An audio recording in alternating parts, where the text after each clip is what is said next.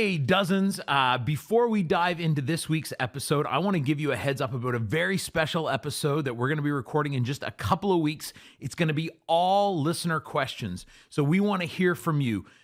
Big questions about faith and life, questions about weird, obscure things, personal questions about Brent or I, whatever you want to ask. We're going to take a whole episode and just answer listener questions. And special guests for that episode will be our wives.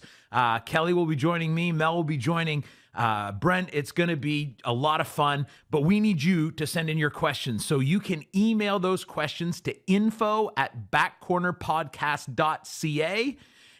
Or is it .ca or .com? .com, backcornerpodcast.com, or you can leave it in the comments section on any of the platforms that you're listening to the podcast on. All right, on with the episode.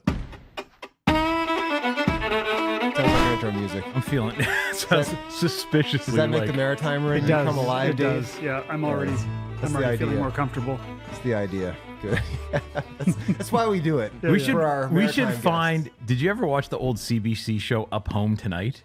No. Do you remember? Oh, dude, we got to find the music from that and put that in. Home? Up Home Tonight. It was basically like they filmed a kitchen party. It was on like Saturday nights on CBC, I think, and it was like, grab your hat and turn out the light. Let's go up home tonight. And I it's literally recognize that people song. sitting in a kitchen playing instruments and stuff. Like I think it was like not a kitchen set. I think they just went over to like Steve and Margie's house There's with a a video whole camera. demographic of people not listening to this podcast that totally knows what you're talking about. Absolutely. But if you are out there and you recognize Up Home Tonight, please let us know. Is there a couple dozen of the dozens? Put it in the comment. Can I get a single dozen people who recognize that reference? I want to say welcome back to the dozens. Yeah, welcome back to the Dozens. And the dozens. So glad to have you guys with us. Yeah, and welcome to the back corner, my friend, Mr. David O'Leary. Thanks, man. It's awesome to be here. Good to have you here. So man. glad to have you here. Excited to Yes. get. There's a other than just you're a guy I don't mind spending time with. There's a reason we got you in here because there was a specific question from a back corner, one of the dozens. One of the Dozens. And Okay. I thought I know exactly who we need to bring in here Yeah. for this purpose. I'm looking forward to that. We're gonna have a good time. So, Yeah, I'm excited. Today, though, just again, want to say thanks to everybody who's been supporting the show, liking, subscribing, our viewership. Sharing. There's another dozens every single week. The Dozens are growing by dozens. Every time. That's right. Yeah. So we're glad, and it's been fun to see again people rocking the shirts and the hats. Absolutely. It's been does my heart well. I went out and actually we're going to talk about some business stuff here a little later, but I went and invested in Crosby's Molasses, and my stock's up 3 cents. Really? No, I'm just making that up. Are they a publicly traded I have no company? idea. Not even a little bit. Has No. Crosby's gone public? That would probably mess with your whole like front for the mob or whatever theory Yeah, about Crosby's Molasses. Or it's the biggest like long con ever. There you go. They're More of a running- Ponzi scheme. Yeah, there you go. There you go. Exactly. Well, who was that guy? The big Bernie Ponzi- Madoff. Bernie Madoff. Did you watch yeah. that documentary or whatever, the Yeah. movie about that? No. Yeah, Oh it's yeah. scary. Yeah. It's crazy how It was yeah. wild. Was that the one with who's the guy? Oh shoot. Who's the guy that like? Bro, I that know the killed- names of the people union. in- The union guy. Am I? I know the crossing names of the stories up people in here? this room right now, and I'm proud of that. Jimmy Hoffa. Jimmy Hoffa. Isn't that Yeah, connected to that story? very different no, story. no. Very different. Yeah, no, that was Maybe polar opposite. that Different was story. legitimate Yeah. organized crime. Okay. Yeah. Bernie Madoff was just a Ponzi scheme, He was the union guy though in like New York, right? Oh yeah. Yeah. but yeah. they don't know where he's Yeah. buried or Yeah. whatever. Yeah. Wasn't there a famous, here's a little teaser for our Mountainous Top 4. We're going sports, but wasn't there a famous, there was a goal scored in one of the Stanley Cup playoffs, and the announcer goes, and they're going back to where Jimmy Hoffa lived. They were playing playing against the Islanders. That's new to me. I do Maybe. Look it recall up. that. Someone fact check it. I There's do believe that one of the theories is that he's buried under, is it Shea Stadium? One of the stadiums in New York I City. think maybe that's Yeah, what the that might reference be it, was. actually. Yeah. So they're There is going- an Islanders reference of some sort. I'm not catching up with it, but fact check me, Ron. you go. I'm positive. That's one of the all-time great play-by-play. There's There's the top four kind we of could do. well, and I was gonna say those are the kind of conspiracy theories we need to get into. Get into some true crime stuff. I can I'm come with you going on that. Best play-by-play calls of all time. Ooh, there's Mike Lang in Pittsburgh's got some good ones. Yeah. The Charlotte Hornets broadcaster is quite something. Yeah. Not that anybody would ever be watching or listening to the Charlotte Take your Hornets. word for it. Yeah. Remember, I trust you, buddy. Boom Goes the Dynamite? You remember that guy? Yeah, I do, That's yeah. a classic. So, this has nothing to do with that. But Ron, what did you have for breakfast today? What do we got? Ooh, Oh, that's groovy. this is a little disco-y. Weren't you just referencing the Bee Gees? I was. There's no lyrics to this one. It's just There just a should be. vibe. There's a long intro, I guess. That is a long Well, intro. you got to get into the vibe. Okay. I stepped outside with the morning light, feeling slow, but the day felt right. Then I saw I'm still trying to place. What is this genre Disco. specifically? It's disco. Yeah, it's like a disco-y ballad, I think. Yeah. Feels like a 80s PBS TV show, like montage. True. I can't place it. I cannot place it. Wait, I think they were going for like a disco funk kind of disco? Yeah, Disco that's funk. probably the closest. Yeah. Yeah. All right. to the chorus. That's not bad. If it didn't take so long to get to it. Yeah. He's got that. AI's got a go-to. What did you have? Was it joy? Like Yeah. almost all the songs. How many of these have you done now? How many? Well, this is episode 18. And every one of them's had an AI song. Every for one of Ron's them's had a breakfast. song. Yeah. Yeah, we're running out of genres. Yeah, we are. Tell to stop referencing joy. We're gonna get through season 1 on this, and then we'll do another shtick in season 2. So we got like 7 more episodes to go. Different so. AI song. But Ron, what did you have for breakfast? Back to my first love, Cheerios. Hey! There you go. I won the pool. Thank you. Oh, good. Yeah. We got a scoreboard back here. Yeah. 10. That's 10 for Cheerios. Now, as we're recording this past Sunday, Brent talked about returning to your first love. Did that inspire you? That's You what didn't it want to was. be a Laodicean? Repenting. Yeah. You went back to the cold Cheerios as You're opposed to the lukewarm whatever else you were eating? I had to pick something up at Costco, and that's the first thing I saw. A giant box, no doubt. Spoken like a man with very young children. That was the first thing I saw. Grocery stores are a matter of survival. Love it. Well, for our first segment, we're going to do. We got any sponsors? We going to talk sponsors? Oh, yeah, sorry, I'm just flying along. No, here. it's I'm all trying to be good, man. efficient, man. Dave O'Leary brings the best out of me. No, I don't know Really? about that. 'Cause We'll you, see. Really? We'll Because see. you dropped the ball on these Yeah. sponsors. So far, it's No, I just questionable. yeah. So I'm we kidding. do have some sponsors today. Official sponsor, Atlantic Kingdom Alliance. Atlantic Kingdom Alliance once We got again. something coming up. Yeah, so coming up on Wednesday, May 28th at Groundswell Church in Truro, Nova Scotia, we are going to bring together a whole bunch of pastors from across Atlantic Canada. Pastors, leaders, Yeah, pastors, church leaders, people who are in vocational ministry, elders. elders. Sure. Yeah, like if you help lead a church, you're qualified. We're going to gather together for that day from 10 to 4, and we're just going to spend a bunch of time together in prayer. We did a similar thing to this a couple of years ago when we had probably 120 or 150 or so pastors and church leaders come out, and we are expecting at least that many to come out again. I've been hearing back from bunches of people who've been sharing all that information. If you fit that description and didn't get the invite, this is you getting the invite. Obviously, we don't have contact information for everyone who is a church leader in all of Atlantic Canada yet. Yes. But yeah, Working on it. that's your invite. There's also, if you go to facebook.com/groups/Atlantic Kingdom Alliance, you can find all that information there. Join that group, be a part of that conversation. You can go to AtlanticKingdomAlliance.com and get connected with us there. But yeah, it's going to be fantastic. We're going to take some time just to intercede for a move of God in our region. We're going to take some time to pray for Gen Z and Gen Alpha. That's a couple of days before the giant OneCon event happening. And so we're going to be praying for those generations in general and specifically for that event. We're going to take some time to ask God to raise up more and more kind of workers for the harvest in Atlantic Canada. We believe God is going to be doing some big stuff, and it's going to require more people embracing that kind of call. And then we'll end off with some time just praying for God to help us to figure out how to be more unified and more cooperative on mission as the church in Atlantic Canada. It's going to be a great day. Come on out. Yeah, I would love to see you there.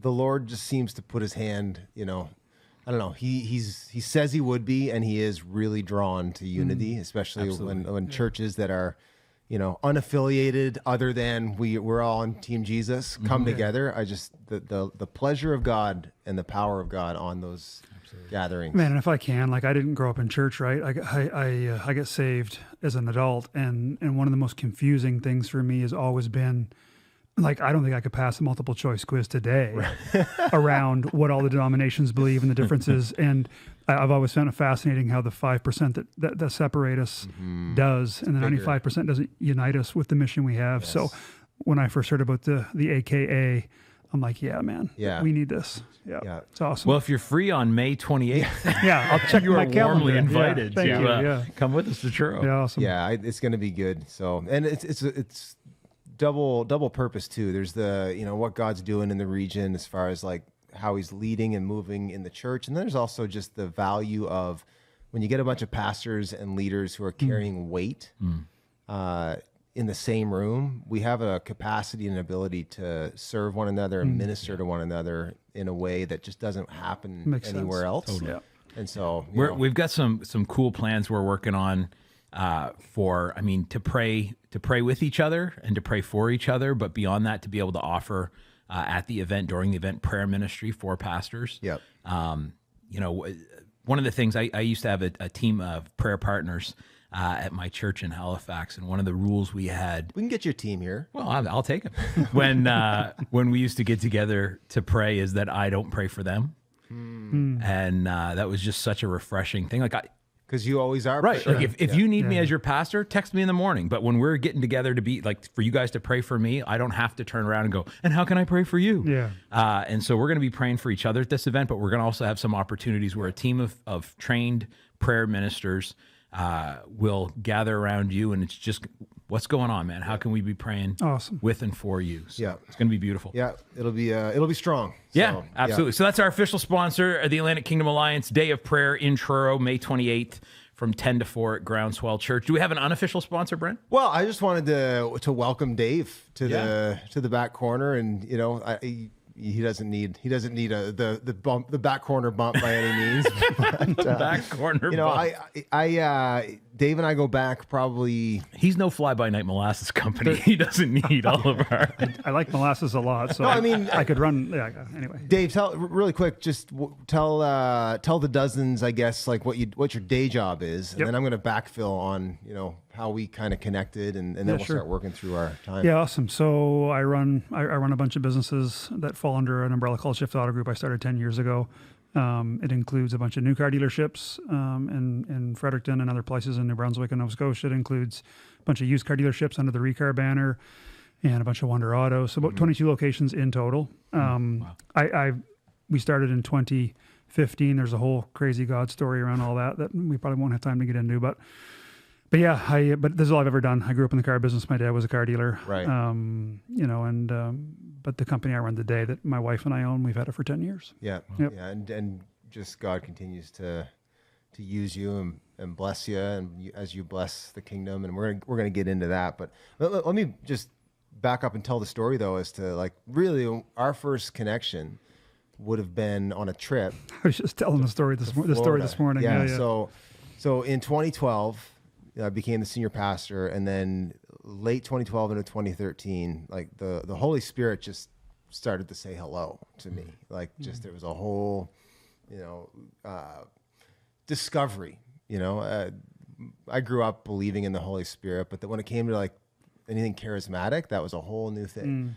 But I had some tastes. Like there was some people come along at the right time and just helped shepherd me into that. And so for a season, I felt like God just saying to me, just be open and be available. And if there are opportunities that come your way to seek and discover what you might not have experienced before, just be open to that. So I'm minding my own business some July afternoon, I think in 2013, maybe 14.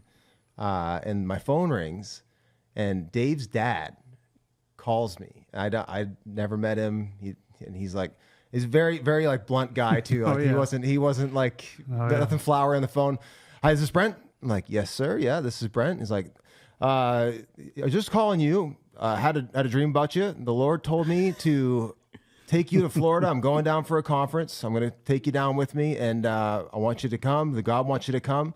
And he's like, he said something though that really stuck with me. He goes, God said that he's going to use you under revival, and this is part of the picture. So come on down. Wow. And I'm like, well, when do you have to know? He's like, tonight. Yeah. So I'm like, all right, and I'll let you know by tonight. And so anyway, I just checked with the wife, and sure enough, I went. And so Dave was on that too. Yeah. Beautiful. And and both of us were kind of, maybe on different journeys, but both kind of there on a pilgrimage of discovery.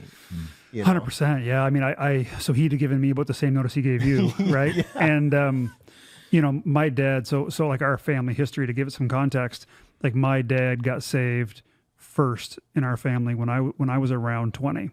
But then his personality being a used car salesman, he just tried to shove it down our throats. Right. It wasn't a whole lot about relationship. It was just like, you got to get saved today. Come with me right now. You're getting saved today. What would I have to do to get you into the kingdom today? Yeah. What if I threw in a set of tires? So the warranty's incredible. Yeah. Literally forever. Yeah, that's right. Guaranteed. Best forever. warranty on the planet. So, so I ended up at this conference with you, and at this time, I'd given my heart to Christ. There's a whole story of my progression, with Dad, and that's a story for a different time. But we ended up at this conference, and I've been saved probably at that point for, I'm guessing, 5 or 6 years. But still fairly like conservative in my views on some stuff. I'd experienced the Holy Spirit, actually the ministry of music and the Holy Spirit, and how it impacted me is how I actually eventually came to know Christ and give my heart to Christ. So, but I wasn't adverse to emotional things or the Holy Spirit. But like, if I was a level 3 out of 10, this conference was a level 11 out of 10. 13. It was like redlining. 11, definitely. The parking crew picked up at 10. Oh yeah. Just went up as you get. And that was, Dad's nature was he loved that side of it, right? He definitely leaned that way. For sure. And I think we all, I've talked to all the guys that went on that trip at some point, and with the exception of maybe one, I think everybody kind of got something out of it. Absolutely. None of us, I don't think, what we were expecting. Yep. Like I vividly remember as all this, like at the time I would have called it crazy stuff. Like there was some. I still call some of it crazy stuff. 100%. Yeah. 100%. Yeah. At one point, we can't find Brent. Like, I don't know where Brent is, right? Did you check the floor? Yeah, well, I looked. He wasn't anybody on the floor, so we were okay. I had to go through some of the crowd on the floor to make sure. But, and there was a worship band that had played to lead off, and they were well known. I probably won't say their name, but and I look and there's Brent over sitting behind them all by himself, and that's different. And then I don't know. At some point during the conference, we talked, and I'm like, "What were you doing over there?" And your answer was, well, I just want to make sure I'm not missing anything. I want to see if they actually believe in this stuff. And I just wanted to try to understand, are they here? Yeah. And I'm going to paraphrase this. I'm not going to get it right, but like, are they here because this is what they believe in? Are they here because they're getting paid? Or are they here because like there's something here I'm missing? Yeah. And it always stuck with me that you were on a mission just to make sure there was nothing you were missing. Yeah. Yeah. Right. That was one thing that I brought back from that conference, even for me, through that conversation with you. Right. I prayed a prayer like before that conference ever happened. Yeah. Just like, okay, like the Lord showed me enough things that burst my paradigm that I couldn't dismiss. Like that's real. Yeah. And so I started praying, okay, Lord, if it's you, I want it. Even if it's weird, I'm in. But just if it's not you, give me discernment and help me understand. And so, I learned a ton on that. I followed Bill Johnson into a bathroom, like he's like, bro, I'm just trying to pee. Like I was just hungry, man. I was just trying to learn. But you know what the big takeaway was, and again, we're getting way too serious for this point in the podcast, but let's go with it. Sorry, that might have been my fault. No, it was mine. I totally leaned in. But, one of the big takeaways was like, there were people certainly, being deeply touched and, like a lot of visible manifestations of the Spirit, people being slain in the Spirit, getting, power through them and all that stuff. And so like one of the nights, it might've been the last night or something. They're like, hey, everyone come up and, the Lord's gonna touch you. And so there were hundreds of people at the front. Yeah. And so I went up, like I'm going to get right under the faucet. Under the spout where the glory comes out. Exactly. Yeah, exactly right. And like, there's people like all around me. Someone's knocking over there, and shofars are going off, and like all the stuff, right? Flags being waved, no doubt. Oh, yeah. Well, not Oh, yeah. anymore. They're all on the ground. Like Yeah, rhythmic- there were Yeah, flags there were- earlier in the there day. were like a flags. massacre happened at a rhythmic gymnastics competition. Yes. People Yeah. sprawled all over the Oh, yeah. ground. Absolutely. Oh, yeah. So, you know, That's what all it that's was. happening, and I'm not like, I mean, I can feel the presence of God in the room, but I'm not having like, I'm not having a physiological manifestation, Yeah. which is kind of what I was seeking. It's like, if this is real, I want to experience it. And like, it didn't happen. And at a certain point, like, the moment kind of moved on, and I'm still standing there. I'm like the last man standing, you know? And like, so I end up going to the back of the room. It was a huge room. It was a big conference, Yeah. like 4,000 or 5,000 people there. And I went to the back of the room and just sat down by myself. And like, I was just like, God, like, is this real? Is this stuff real? And like, and then I felt like the Lord say, yeah, like I'm genuinely moving in people. And then I was like, well, why won't you do it for me? And I felt him just say, like, you're chasing an experience. You're not chasing me. Yeah. You know, and if you came down here and got an experience, but you didn't get closer to me, like that's not what I'm after. Yeah. It's beautiful. You know, Yeah. now I've had some experiences since that I would, you know, categorize as a little outside of my comfort zone, and I can't deny that they're real. But Yeah. that was a huge moment in my life for sure. You know, it was.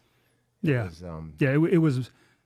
It was more valuable in reflection than it was for me live. Definitely. Live, it was information process. overload. It was emotional overload. It was just Like a Monty Python movie. very much Like so. they're funnier after. Yeah. That's what we were saying on the way home. Yeah. You know? Yeah. You know what this? This reminds me of the this is Holy Grail. just like This is just Like at the Yeah. time, it's fine, but then after, you're like, "That's really hilarious." Yeah, You know, it's like it's a slow burn. No, really though. I've had Yeah. those experiences where you're there and you're like, the value comes in processing the experience, Yeah. but you have to have the experience so Yeah. that you can process. it. Yeah. yeah, I would totally agree. That's what happened. Yeah. Well, let's jump into segment one. It would behoove you, which is just some unsolicited advice, personal finance edition. Actually, I downloaded some. Can you hear that? Crank up the edifiers. I'm not feeling very edified yet.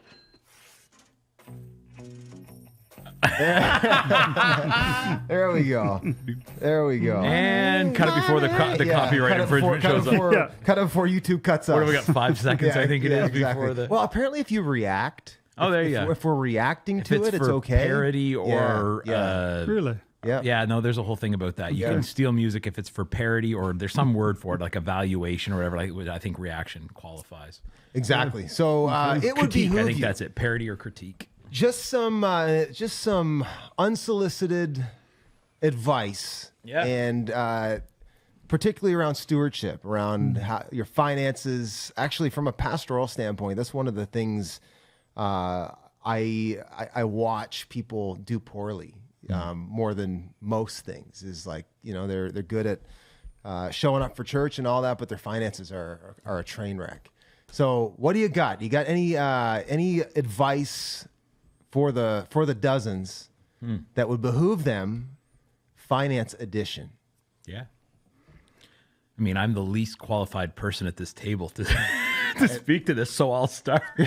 You know, so it gets better as we go on. But I mean, I'm a firm believer in doing everything you can to stay out of or get out of debt. You know, there are some things that are a little like a mortgage on a house is a little different because it's also an investment. Although if you can pay off your house, do it.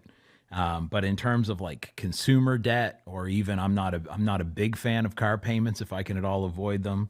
And so, yeah, I think rather than looking at the money a bank will loan you as the money you can get from them, you need to think of it as the amount of money they want to try to take from you, right? Like they don't loan you money out of the goodness of their heart, which is not, you know. My banker does. Yeah. My interest rate's only 17%. Yeah. What a good guy. So good to you.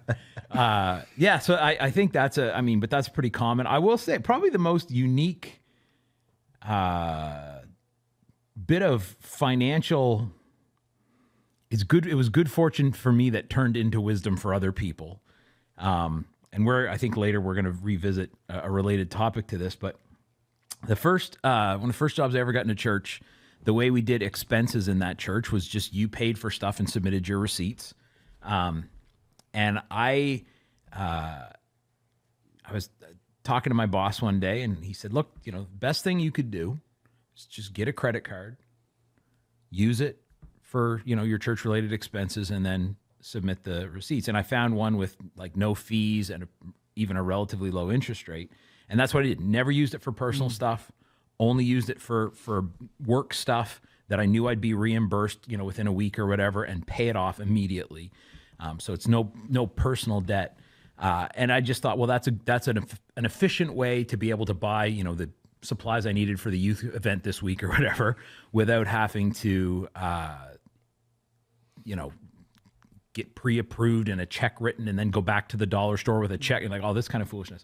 But fast forward about 5 or 6 years, and it was time to buy a house. And I thought, never occurred to me that I'd have any sort of credit rating, right? And it turned out I had a phenomenal credit rating without ever actually being, other than student loans, actually being in debt myself, purely from just making sure it was my name on the card that was attached to that work thing. And so, yeah, I would, in the context Here's the tip. in the context of stay out of debt, if there is a way that you can have your name attached to credit that comes with relatively little financial risk to you, work related like that, and build up your credit rating, especially if you're younger in life, but even if you're further along and your credit rating stinks, that's my advice. Do that. Well, we got a keeper sweep that's gonna. Oh, no, Dave that's- Ramsey's about to fly right in your face. So. I'll go toe to toe with Dave, especially if he's not in the room. Yeah, exactly right. Yeah. I'll let you go next, Dave. Sure, Yours will be a better advice, but I'm going to zag whichever way you don't. 'Cause I got two. this is not epic stuff that the first thing is so banks will give you money until you can't pay them anymore, right? That by definition, credit is when you're young and you want that credit card, you get it, and nobody teaches you that, how a credit rating works. Right. Nobody teaches you what kind of credit rating you need to get a loan. So I would say the first thing I would do is I would use ChatGPT and I would get it to teach you how credit works, because we see it in the car business a lot where there's a pair of 24-year-olds in and they're trying to buy their second car and they have no idea their credit's destroyed because they've been paying their utilities bill a little bit too late, or they've been running late on a credit card payment, or they decided it would be really cool to get 4 credit cards because 4 different banks said they could have them. Yeah. And now they're using a credit card to pay a credit card. So what happens is the financial institutions give you access to credit. And if you want anything on a personal level in life, a car, a house, a boat, an ATV, for the most part, unless you're in an industry where you can somehow pay cash for everything, you are going to need credit. Right. But nobody teaches anybody about credit. So I would say the first thing I would say is just learn about credit. And the beauty of it is in this day and age, you can just go on the internet and learn about how credit works in Canada. And the second thing is don't buy stupid stuff. Like, even in our business, a lot of times, like you can finance a car for 96 months.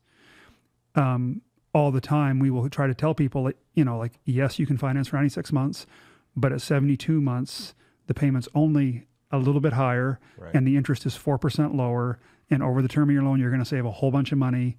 And very often the response is, yeah, no, but I need that payment. When the reality is I think a lot of times the discussion hasn't been had in the family. Well, what would we have to give up at Starbucks or Tim Hortons Right. or Cineplex, or like, what would we have to do to do that 72-month 0% payment versus that 96-month 4.99 payment? So I would just say, learn about credit. And if you're going to buy anything like if you're going to buy a house, if you're going to buy a car, if you're going to buy a boat or a wheel or whatever, if you're going to go get a large loan, really try and make that term as short and as low interest as possible that you can handle. Because in general, that's not what people do today. Right. And over the course of your life, you'll spend like literally hundreds of thousands of dollars more in interest without maybe needing to. I love what you shared about how banks will like give you more, like they want to give you as much money because they don't actually, like banks don't actually make their money by you paying off the loan. No. They make their money by you paying on the loan. Correct. Right. So the longer you finance, the higher the interest. Like I think, smart, most banks probably don't much care if you ever get to the principal. Right? Oh, like if they just have they a wouldn't want you to ever right, if get they to the just have a principal. standing payoff on that, right? Like you're their investment. Correct. Yeah. Yeah, I mean they sell money. They're in the business of selling money. Yeah. And a lot of times we, whether it's you're selling a car or you're selling that widget or whatever, like they buy money, and how they buy that money is through loans or GICs at a certain rate, and they're just reselling at a different rate. So if they can get you locked into 96 months at 9%, well, their margin on that money for those 7 years is a lot higher, or those 8 years is a lot higher than if you're smart enough to buy it at 4.99 on a shorter rate or whatever. I also love what you said about not buying stupid stuff, like Oh, the man. things you see, like, Like- whether you're talking about people financing a TV or some Oh, foolish yeah. thing that you don't ever actually need at all, or like every now and again I've had this this experience where like I'll have someone who I know what line of work they're in, like maybe in my church or even maybe one of my pastoral colleagues, and I'll see what they're driving, and I'm like, they're either way better with money than I am, or way worse with money than I am. Like, they're either a genius or a moron, and I don't know which, and Yeah. it's not my place to ask. But you just go, They're yeah. not doing the same things as me. No, that's they're for sure. not. Yeah, and I not. mean, we see it daily. Like, I have to teach new managers and new team members, like, listen, our job is to educate. Our job is to make decisions for people. If they want a 290 month, 12% payment on this car they can't afford, then our job is to make sure they understand what they're doing, make sure they understand the options, and then we have to let them make the decisions. It's not my money. My job is to make sure that they're educated and they're explained and they know the alternatives, right? But we see a lot of people make emotional decisions, and I think, for whatever reason, and COVID set it on fire. But when I think I don't have any data around this, but my gut is there's some correlation between how a society feels about itself and how depressed or happy or healthy it is, and how much irrational spending on stuff that makes me feel good quick happens. Yeah, Right? it's a form of medication. 100%. 100%. 100%. Yeah. I love that you focus in a little bit, like you said, education multiple times. Like one, ChatGPT is a real, like, incredible tool. Like, I'm finally all in. Like, Oh yeah. I use it multiple times daily. Yeah, I've now got it on my phone, like in a central spot, and I'm constantly using it. And it's nice to have that because as you were talking about, even as car dealers, like, for us to be able to help educate people. The reality is, at least in my experience, like growing up in the school system, I was never really educated too deeply on finances. I could tell you about the War of 1812, but I couldn't tell you how to write a check. And like how Or what a lease on an apartment's going to look like, or like all of these things that are going to impact the first 3 or 4 years of your life as you go into adulthood, and how if you cook that, you can be 7-8 years before you can get a regular interest rate loan again. Yeah. Is there? I grew up in a pastor's home, so the things I learned about money, the primary thing was what's 10% of any number. Yeah. You could do that one off the top of my head. But no, I really, my dad taught me like the value of a dollar and that kind of thing. But I mean, I owned a home before my parents did because they were from the parsonage generation, right? Sure. And so, yeah, you gotta go at that. No one in school sat me down and went like, here's how this is all going to work. I have a theory, and I'd be interested to hear your take on this, Dave. But like a huge portion of wealth is understanding, and like, I fully agree. I mean, I had such a wicked, incredible head start. Like, my dad was in business. He started from nothing. His dad died when he was 4. My dad really just was good at business because he just worked like a dog, was super direct with everybody. But at 14, I was sitting in the corners of sales meetings and listening. And I was told, if you speak, you're going to regret it. I won't say what he said, but you're going to regret it. But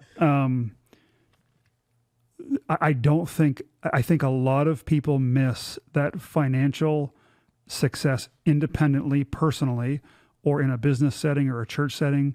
Like, even the amount of pastors I've talked to and I said, I've never been to Bible school, but what I've been told is that you go to Bible school and you get taught how to preach and how to read the word and how to deliver a message.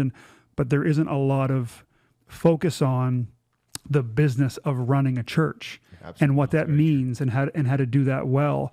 I find a lot of pastors and business people and individuals look at debt in a negative light when they actually should be utilizing debt, and they look at debt in an opposite way when they shouldn't be utilizing it. Right. So I think education on and knowledge on just how interest rates work, how banks work, and how they think about giving money.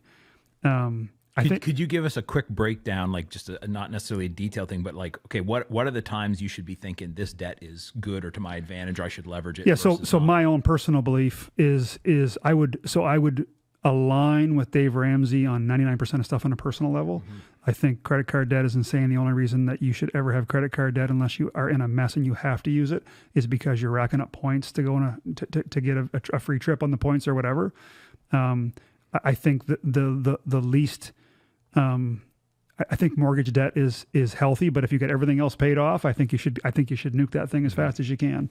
I think in business, debt is a tool that has to be used to grow the business, and then it becomes. And then I think it totally depends on industry or what you're into to what. Like I don't believe in over leveraging things, but I also believe that if you want to grow your business or you want to develop your business, you have to look at debt, and then debt becomes something you spend a lot of time looking on, and you are negotiating, and you are talking to multiple banks, and you are looking at multiple angles, and you are finding ways to use it intelligently. Would it be, if I understand you correctly, would it basically come down to almost like your return on investment? 100%. Right? Like, can you make more off the debt than it costs you to carry the debt? Completely. It is. Which the times to do that as a person are pretty limited, but I'm sure in a business. Yeah. So on a person, on a person, almost never. Like on a person, you buy a house. Yeah. That'll go up in value. Yeah, 100%. And probably end of list. Like if you're going to have debt anywhere, your own personal house is the best personal debt you could ever have, in my opinion. Right. I'm not a investment specialist or a personal wealth and specialist or whatever, but in business, I just see, and it's probably more the generation before mine where debt was looked at as evil. You've got to kill that debt. Like, my dad was always worried about getting his business buildings paid off. And although that is a strategy, if you're looking to grow your business, well, sometimes really healthy, intelligent term mortgages or loans against your buildings is how you actually can get cash flow to grow your business. Right. So it depends on the situation. It's the profit and loss sheet, right? Like and it's a puzzle. Every time you're looking at doing this, you've got to look at the risk versus the upside, and what is the potential of this, and does it make sense? That makes sense. But again, that all goes back to the education piece. Right. Yeah. This puzzle is going to look like the Matrix if you haven't taken the time. And like I just started off by reading books on this, and because I did get exposed to stuff with my dad, but my dad really fought to finish high school. He was more of a hands-on. He was an incredible worker, and he. But a lot of the financial stuff at the end, when we were working together before I left his company, like I would have been the one who would have been kind of putting a lot of those pieces together, along with his CFO, who's now my CFO, is awesome. He's brilliant. But wow, it's likely that we're going to carry forward what was modeled to us, like what we grew up in. Like your dad showed you, like, hey, this is a certain way that we live. This is how we deal with money. And, you inherited that and then learned some things on top of that. And I've seen that, back to the education piece when it comes to finances, like there's like generational, sometimes bondage, sometimes blessing that really comes down, not just like to, God's goodness, but specifically like, no, my family has learned this is how we live and this is how we deal with money and this is how we think about that. And you get around, people who have done well with finances, and you can just like, even just hearing you talk for a minute, it's just like, yeah, you're playing 3D chess and I'm playing tic-tac-toe. But none of this is, and don't get me wrong, it is exposure and time. One of the downside of getting old is you get your weight gets heavier and you get balder, but the upside is you just got more time in the game, right? Yeah. But like you can learn so much now in such a short amount of time about this with the tools we've got. And I look at my kids, like my kids are 14 and 16, and they're and like regardless of the background or environment they grew up in, they're going to be way ahead of the game compared to where I was at 21 or 2 because they just. I read an article years ago. I don't even know who wrote it, but it talked about how this generation can't critical think like our generation could, but they can actually supposedly see how the brain's been kind of remapped, where they can't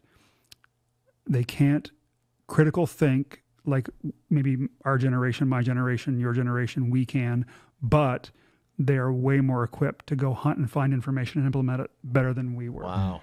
Right. So it's like the like a Google, trade-off it's like the Google effect. Yeah. Yeah. I mean, it makes sense because like we would be the tail end of the you got to figure this out for yourself generation. Totally. So you got to be able to, and they would be the front end of the like, no, you don't have to figure it out for yourself. It's Yep. all the information's out there. You Gotta just go have to find go it. hunt it. Yep. Yeah.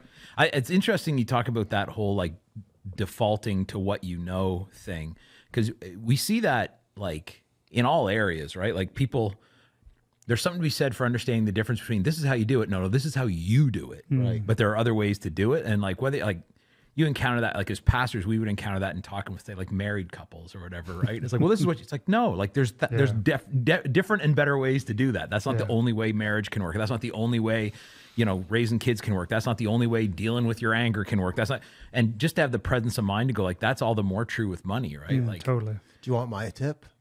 yeah, top that one. My tip is not very elegant, but it's very powerful, and that is like just to see money as a test. Like at the end of the day, it's a test of lordship, you know, and you get Yeah. into stewardship and all that, but there's for at least 95% of people, it is the most likely battleground space. Yeah. Absolutely. For your heart. Absolutely. You know, and this is why Jesus talked about it a Yeah. lot. Yeah. Is like you can serve one master, God or mammon, you know, and like mammon's basically the you know, the entity that is control and resource and, you know, put what you value there. Yeah. And I think if I can encourage anybody from you know, I don't know if you'll get the education that's going to help you get elegant and you know, prosperous, but I can say, you know, if you can pass the test of like lordship with your finances, so be obedient, like I love I it. dare you to tithe. I love it. You know, like it really, the tithe really breaks the back of mammon. Like, Yeah. you know, just because a person tithes doesn't mean you're not going to struggle with greed or, you know, materialism or worry and anxiety. Like people who tithe still have those feelings, but I at least know at the beginning and the end of the day, I have done something that indicates you will not have a hold on me. Yeah. And it just pushes like lordship, you know, financial lordship back to God.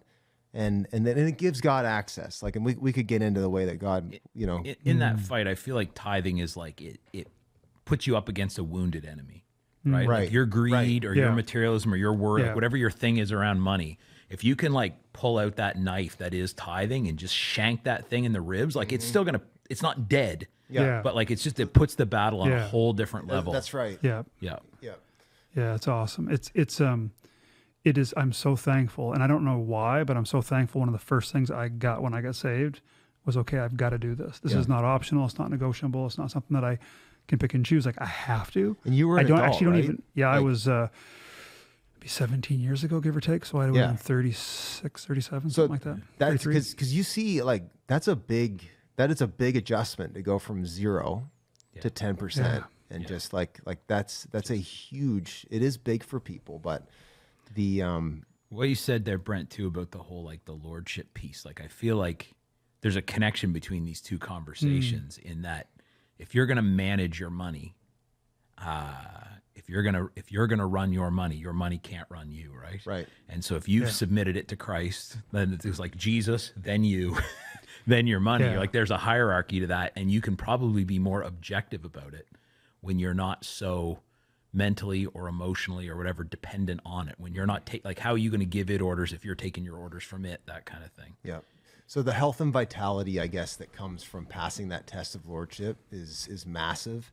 And then try to, you know, and I don't always succeed on this, but I try to be spontaneously obedient. You know, like if I feel a nudge, and sometimes I'm not sure if it's just. If it's Lord, are just you me, sure? but- Yeah. Like- yeah.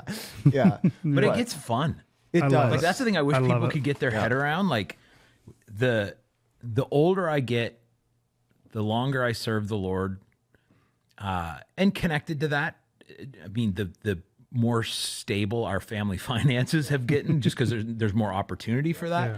But man, like it's a hoot It is. And you know, our kids are we're recent empty nesters, and we've got a little margin these days. And so, you know, now like I just come home and tell Kelly what we gave money to, and she's cool with it so far, you know. But yeah, like it's so fun. Like I legitimately,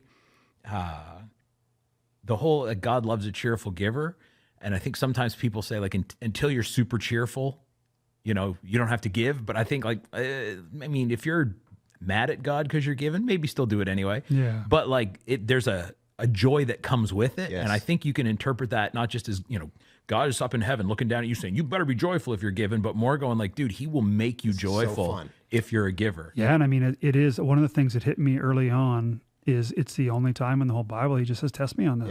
Yeah. I dare you. Anywhere, I dare like, you. and like really, this is the only time he said, Yeah. and in Malachi, it's like test me. It's a commandment You not cannot. to on everything else. Correct.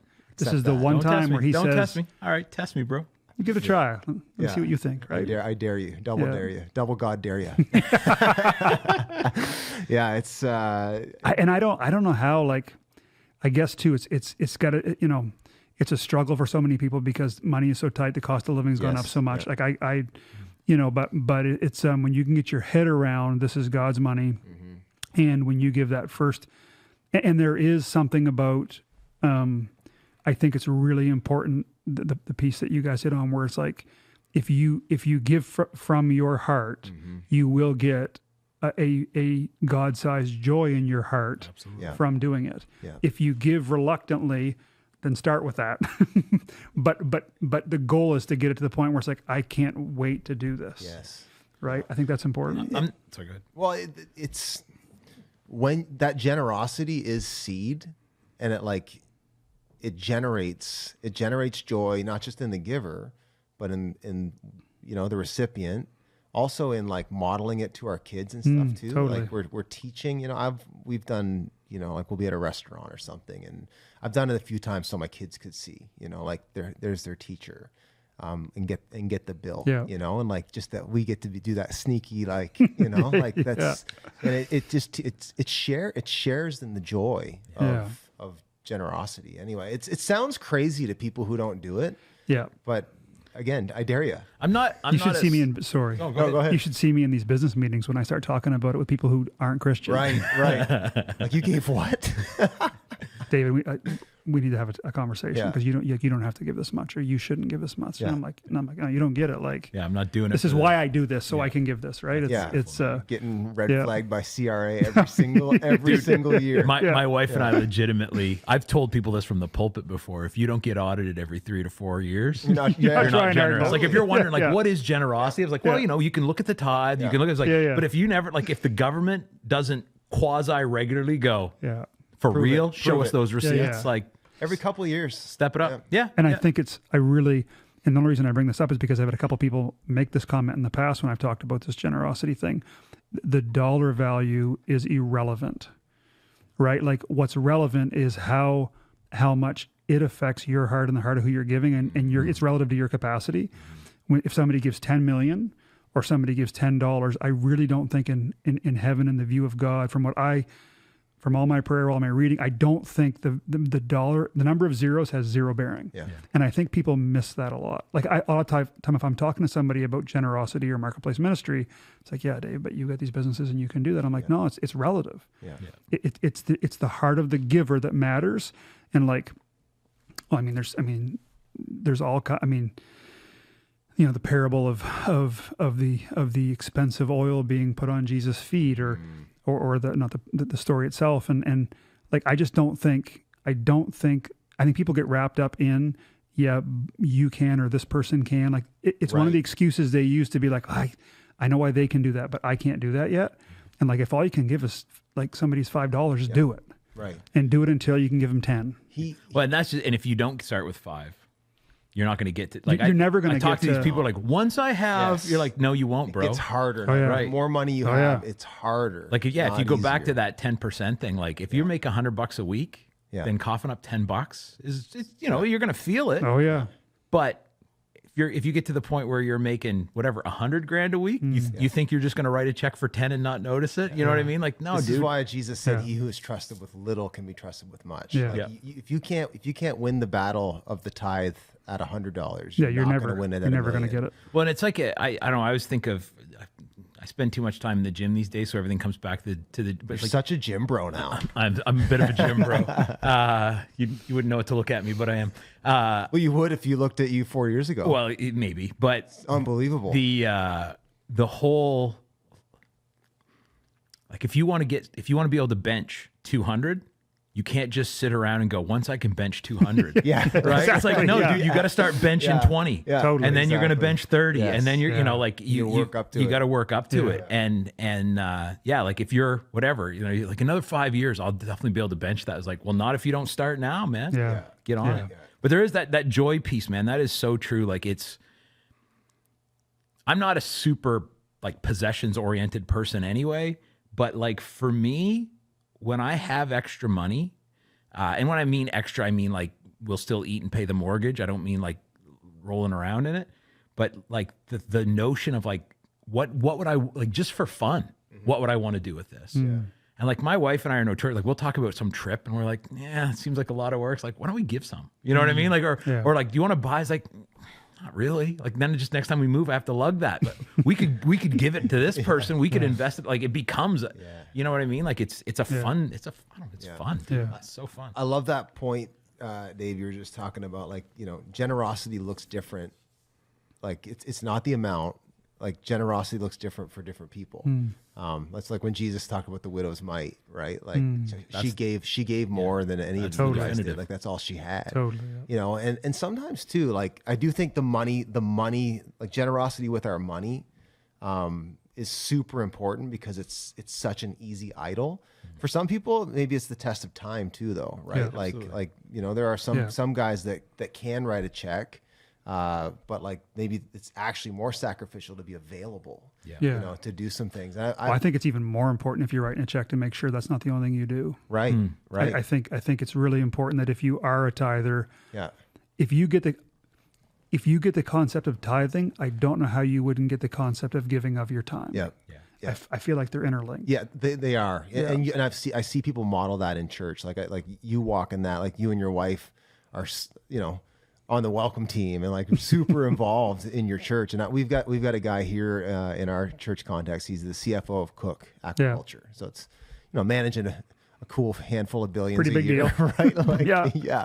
A And lot of lobsters, but boys. but him and his wife like work the nursery, and he's love up bouncing toddlers on his knee. I'm like, if he was charging the church per hour, we'd be screwed, right? Yeah. Right? But it's like that's him though, like saying or even his we involvement. got $1 million childcare program. yeah, like but that's him saying like that's him passing his test. Totally. Of and he obviously the financial piece like is there as well, but like that he's giving of himself, like Yeah. and I've seen God test me in that. There was one time. This is a fun story, actually. Do you remember the time I preached at Beulah Camp, like probably Yep. 10 years ago? Yeah, And, like about Isaiah 6. Isaiah 6, Yeah, yeah. I'm No, gonna dude, I'm gonna do that at a revival night. legitimately. Yeah. That is on a short list of sermons I remember. Well, hey, I mean, from 10 years Yeah, ago, yeah, like there's not very many of them. I'll take it. The other ones are all sermons I heard Mike McNeil preach, but I heard him preach them 7 times at Right. different youth camps. So he had an advantage. So I spoke. I did that sermon, and like the spirit moved like Yeah. really heavy. No, that's why I remember. And I was kinda like, he hit me. came down, and I was like, just you're at the front, and you're available, and like the general superintendent of the Wesleyan Church was there, and she started to come up to me, and at the same time there was a woman who's like mentally challenged coming towards me, and I felt the Lord say, I want you to give first dibs to this gal, and Wow. and it was one of those, and I was at a state in my. I was still kind of on the rise. Yeah. And like, so it was a real test of like, do I kowtow to the, At a season in your ministerial career, Yes. where being good friends with the general superintendent would at least felt like it would be Yeah. advantageous. Yeah. and so I had I could feel it in the moment. And I was like, I know what God's asking me to do. And to be fair to the general superintendent, she would have been the first to say, yeah, Totally. go ahead. Yeah. But it was a test for me. If you would have talked to her once that lady got over there, she would have ignored you to talk to her. 100%. Totally. But it was a test for me, and I knew it in the moment. And so like I gave my time to this other girl. And about 7 days later, I got a call from someone that just like God prompted them to bless me. And it was like it was incredible. Like in fact, it's the biggest like personal gift I've ever received. Wow. Someone just saying, this is for you, you know, do something awesome with your family, do a project, go on a trip. This is just, like, I felt God say he's pleased with you. Man, I get emotional. Yeah, I felt God say he's pleased with you, and well done. Yeah. Yeah, and I just and in that moment, like I hung off the phone. I was like, God's like, that was that, you know. And it's again, it's not always, you know, if you give money, God's going to give you money, or if you give time, is it like the whole economy when you give it to him, he'll bless you in a variety of ways. Yeah, and you can't. I mean, he's very clear that you can't outgive him, right? He's very Yes. clear that there will be, but he doesn't say when or how. Right. And like, yeah, there's been some good lessons for me in that, because I've had some business successes while serving Christ, and I've had some unmitigated disasters. Right. Right. You know, and I remember like when I left my dad's business in 2013, my dad and I got along awesome. Once we stopped working together, we did not get along great working together at the end. And because the ministry of music had such an impact on my life, I really wanted to try and get people exposed to just the gospel of Christ through music. So, you know, organized the East to West Music Festival that was in Shediac, and didn't know what I was doing. Just terrorized, you know, newsboys until they said yes. Just, you know, and I remember being backstage and the third day, and it was a disaster. Everything that could have gone wrong went wrong. And I knew that I had lost hundreds of thousands of dollars. And at that point, I didn't have hundreds of thousands of dollars to lose. And I just remember being so thankful. Like I was expecting to be angry. I just, God, if this is what your will is done, then so be it. You know, and you know, and then I don't remember how long after I get a call from my mother, and she's talking to me about, she's on a plane to Toronto, and this person sits next to her, and they get talking about what their families do, and this woman breaks into crying on the plane because her son got saved at East to West. Oh, wow. And was a raging alcoholic, and I think was the story, and was anyways really, really bad. You know, and it's like in that moment, it's like, okay, Lord, like if that's all that happened, then it was worth it. And then what's cool is as soon as I stopped looking for why did you do this? Right. Like why did I was serving you? Like I'm very thankful for this, but like, did I have to lose all that money? Like, Right. did I really need to? You know, then all of a sudden it felt like once I understood that it wasn't, I can't with my eyes understand what a win looks like. Right. Then all of a sudden all these things in business just started falling on my lap. Wow. Right. And like, Wow. you know, so I don't, it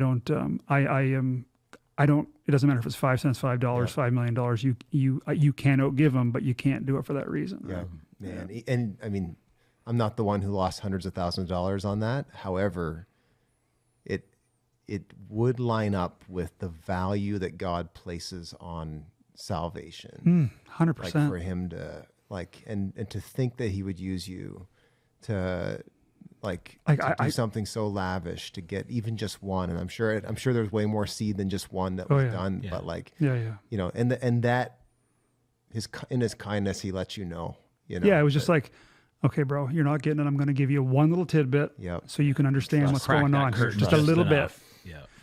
Yeah. And, I have that, you know, personal pep talk all the time in ministry too. Yeah, I right? bet. Where I'm just I like, bet. all right, that was worth it, you know. My one of my biggest kind of like gut check giving stories was I went to speak at a youth camp in Costa Rica, up in the mountains, Like you do.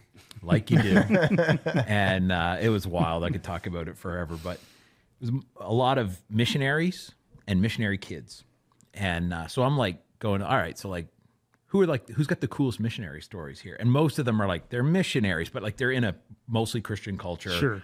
It's just hot there, you know, that Yeah. kind of, and they go, well, there's this one guy to this day, can't remember his name. They say like, he's like a missionary. I go, what do you mean? He goes, well, him and his buddy went into what they there would call a a reservation, but it's sort of a cross between what we would have here as like a First Nations reserve and a national park. So they just go like, there's a tribe in this mountain range, so just we don't do anything with this mountain range, like the whole area. So they walked. There was a couple of Wycliffe Bible translators who went into a neighboring community, learned the language, came home, taught it to their son, and died. That was their whole life's work. So they went in and learned just enough from that guy to be able to communicate, and then had to walk for days to get into this village to try to tell people about Jesus. Like, I mean, first white people these folks had seen, and just went, hey, like, we want to tell you about Jesus. There was like witch doctors, like putting voodoo hexes. Anyways, so this guy was leading worship at this summer camp with a classical guitar, unamplified. Now, if you don't know anything about guitars, classical guitars are pretty quiet, pretty dull. And I had not a super high end, but a fairly nice Seagull acoustic guitar. The Seagull, I remember the your Seagull. Yeah, it's my favorite guitar I've ever owned. I remember to this it. day. Yeah. To this day. You wrote a couple good bangers on that thing. And I had been given a tailor by my in-laws for my ordination, and so that had kind of become my backup guitar. So when I went there, I took it. And on the last night of camp, where I could tell you about this place. It was a magical place. It looked like something if Lord of the Rings happened in a jungle. Wow. This would be like the Great Hall of the Dwarfs, where we're meeting the elves. The dwarf. Oh, okay. The rough hewn wooden steps that went up to like the place where we stayed. The back wall, like this, what would you call it? Like the big room, like it's where we ate, it's where we did chapel. The back wall was literally the sheer cliff face. Wow. Like it had 3 wooden walls and a stone wall. Anyways, wow. He's up there leading worship, and I'm standing at the back, and God just goes, "Give him your guitar." And you're like, and I was like, God, I love this guitar. He's like, "Give him your guitar." I'm like, "But I want this guitar." Give him your guitar. I was like, "But it's my favorite guitar." He's like, "You have a nicer one at home." He's like, "I have a nicer one at home, but I don't have a more favorite one at home." He's like, "Give him your guitar." He's like, "This has been like my main guitar." He's like, "Give him your guitar." And so I was like, "All right." And so we took the bus back into town the next day, and as we're walking away, I just walked over to the guy, and I'll admit, like, I wasn't mad at him, but I wasn't thrilled, and I just went, "This is yours now." And he's like, "No, I can't." I was like, "No, God said I have to." Like, take it. And he's like, "Okay." Yeah. Wow. Cool. I don't have a story of like, and then Martin called me up and gave me one or whatever. Yeah. But honestly, there was a while, no, I was never mad about it, but it was just one of those like, that stinks. I missed it. And I do still miss that guitar, but to what you guys were talking about, like you never, like, I don't know where else he led worship with that thing. Yeah. Or I don't know how many other places, you know, after a long hike into the jungle to tell someone about Jesus, he just got to sit down and play for a half an hour and just kind of relax. But I choose to believe that guitar has accomplished more for the kingdom in his hands than it ever would have in mine. Yep. And when I think about it that way, I'm really like, I'm happy. God let me be the guy who gave him that guitar. Yeah. That's awesome. It's But cool if I the ever way see him he's again, I'm going to ask him if he's using it. And if he's not, I'm going to ask for it. Want it back. It's cool the way he's designed generosity, where he requires you to have the faith and the to do with the obedience, and then you don't get to know actually why. Yes. You don't actually. You may think you know why, but you don't actually get to know why he wants you to do it. Right. And then you just have to. It's like for me at least, because I'm around money all day, and it is so cool when you do get a little tidbit back of like, man, like you have no idea how important this was at this time and why. It's like, oh, cool, awesome, God, yeah, that's neat. It wasn't just they needed the money. There's something much more going on here than I understand, right? I mean, we've talked about that the way, like, whatever your joy goes up, your capacity goes up. I think there's, you can tell me what your experience has been with this, Dave, but like, I feel like too, when you, like, to what the verse you quoted there, you've been faithful with little, be faithful with much. Like, if you'll trust me to give what is for you, which again is a sliding scale for all of us, but for you, what is a sacrificial amount to something that you can see a clear result from, then I'm going to start asking you to give a sacrificial amount to something there's a less clear result from. Then I'm going to ask you to give a wild amount to something, and going into it, you'll never know what happens.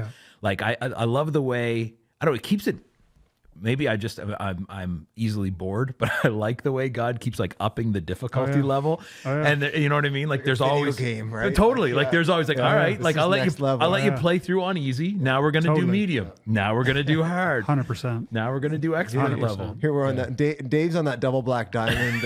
And I don't know, but I love the way he's constantly challenging. Like I love the way it is a sliding scale of the more you give and the more you give as a percentage relative to your reality.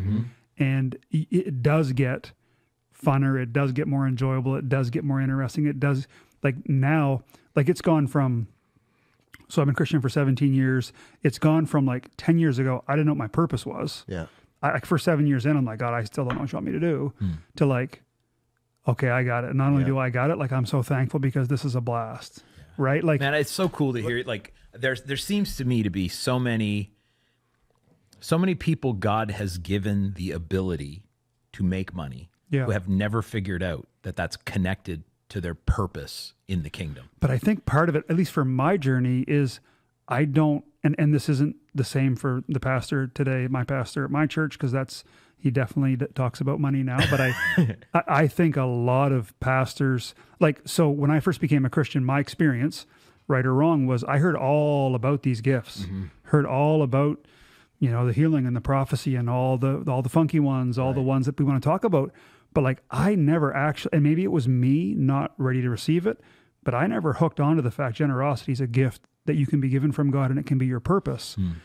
Like until I was a Christian for 7 or 8 years. So let's dive into that, because I want to.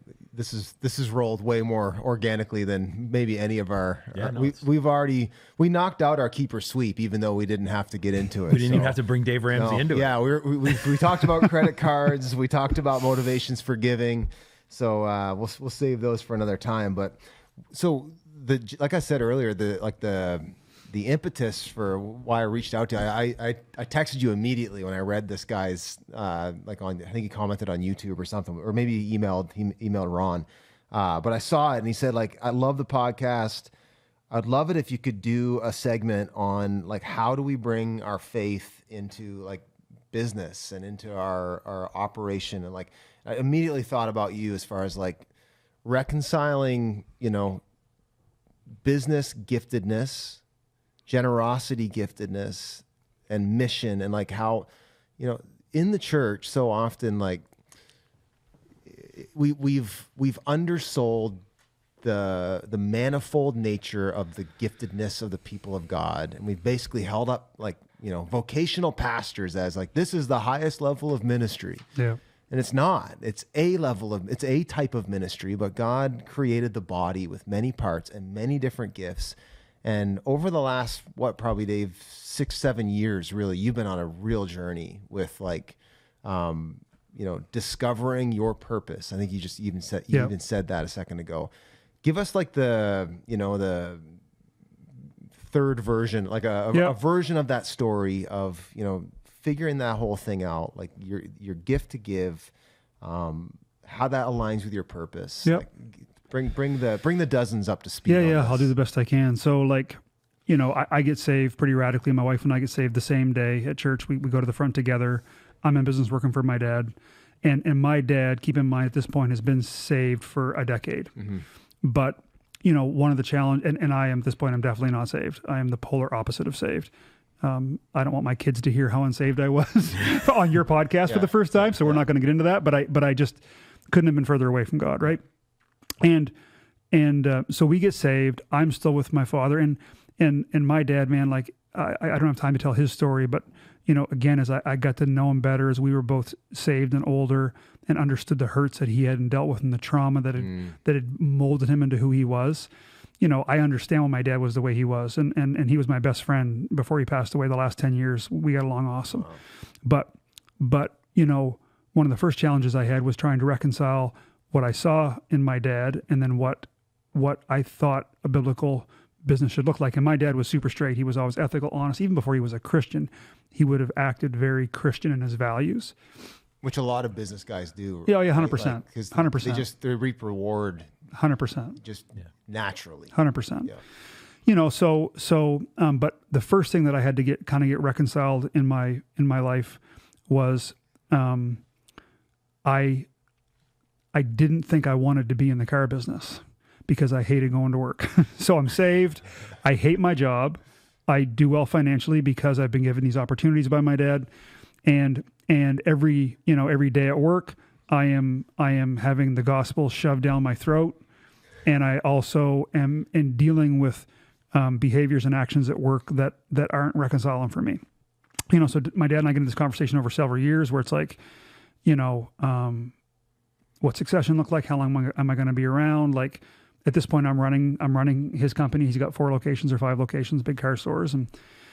And we got to a situation where we were leaving on summer vacation. And I said to my wife, I don't know how much longer I can do this. Mm-hmm. Right. So, and I'm trying to make the story as short as I can. So, so I go to Soul Fest. When my wife and I first got saved, all of our friends, like your first inclination is you want to get all your friends saved. And after about 3 weekends of, For the record, follow that inclination. Yes. well, and I would highly recommend it once you're prepared for it. Right. But the crew that I hung with, unless I was going to keep doing the stuff they were doing, there was no hanging out with them. Right. Right. So my wife and I actually sat home alone without a single group of, we abandoned our entire social network. We left everybody and we sat home for 12 months and we prayed for one set of friends. Wow. And then almost 12 months to the day, my pastor now, Justin, and Paige reached out and took us out for dinner. Wow. And it created this environment. We would go to Soul Fest every year. One of the things we do in the summers, we'd go to Soul Fest. For our people who don't know what that is, it's a big like Christian music festival down. Where's that? Like It's in New Hampshire? Massachusetts now. Yeah. Used to be in New Hampshire. Yeah. Huge. Yeah. And anyway, so this year we're doing it. It's August. We're going to Soul Fest. It's our 3rd or 4th. And, I always loved the ministry of music, but it's the first time that I've been like hit between the eyes by God. And Casting Crowns. I get that right? Casting Crowns? Yeah. I always get that and Counting Crows mixed up. I'm like, did I just talk about Casting Crowns are the Christian Yeah, Crows. exactly. Yeah. Okay. They're singing a song called American. Jesus Christ and me. Anyways, that's the Counting Crows. It's a- It's Counting Crows with Christian lyrics. Yeah. Fair enough. We're doing song You guys are parodies both now, worship sorry. leaders. Yeah. Anyway, so they sing a song called American Dad. I've never heard it in my life, and it talks about this guy who's trading business and choosing business over God and his family, and it just hits me right here. Oof. And I come home and from the vacation, and like I haven't seen my dad for 4 minutes, and he's just laying it into me about 2 old used cars he's not happy with. And I'm like, Dad, I think I'm done. I think we're done. I'm going to give you 6 months notice. I'm leaving. So I left my dad's business. At that point, I don't have a job to go to. I've got a little bit of money saved up, and I know I want to do stuff for God. So I do the East to West festival. And then end up patching enough finances together to get the Mitsubishi store opened. And for me, the only reason at the time I was opening Mitsubishi was because I was at the precipice where if I didn't do the deal to open Mitsubishi like that week, I wasn't going to have enough money left to do it. You just had to. Right? Like I everything was, and we refinanced, talk about going into debt. We refinanced a bunch of our personal stuff to be able to make it happen. So I didn't get back into the car business because I had this idea that I wanted to make a bunch of money or because I thought I was going to be generous or whatever. It was just like the thing you knew what to do. I have Like, got that to was your make option. sure my kids Right. are going to have food and a good education. And the only way that I know to do that right now is to do what I know how to do, which is go sell somebody a car. So like literally your options kind of closed in. When I left my dad's business, I said, I will never, ever be in the car business again, ever. God's like, yeah, sure. Well, so far you've only been in the car business one more time. That's right. That's true. you were close Just to once. right. I was close. I was the closest number you can get to never. So and then at this whole time we're serving at our church. We're very involved. My wife helps leads the kids ministry at Hope City.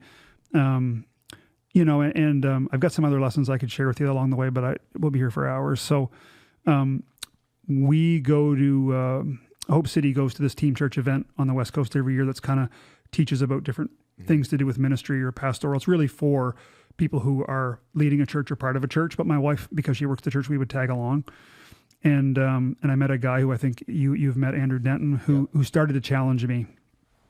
I sat in a couple sessions, I got to meet him down there. He was one of the first one of the first deacons, one of the first board members of Hillsong Church back in the day, right? And he's the one that opened my eyes to, like, this can be a gift. This is a gift. Because when I first got saved, there's this inclination of like, okay, if I'm going to do work for God, I can't be a car salesman. And I'm sure for a lot of people, it's, I can't be a janitor. I can't be a truck driver. I can't be, pick your insert. All roads lead insert. to pastor almost. You to got be it. really serious. Well, and I literally was fighting with God, like, God, please don't make me a pastor. Please don't make me a pastor. Don't make me a missionary. I see. Yeah. Yeah. And like, I'm too soft for that. Don't, and then it's just a series of events happened where God really, it was really revealed to me that this is a legitimate gift as defined in the Bible. The gift of generosity. I mean, and then I started studying, and I think I've sent you a book or two. I've read some books on like a lot of these revivals that you hear about in history all over the world. Well, very often before the revival is called, God actually calls somebody to finance the revival, or a group of people, or an army of people to help financially make that revival, or be able for that revival to be able to happen, right? And my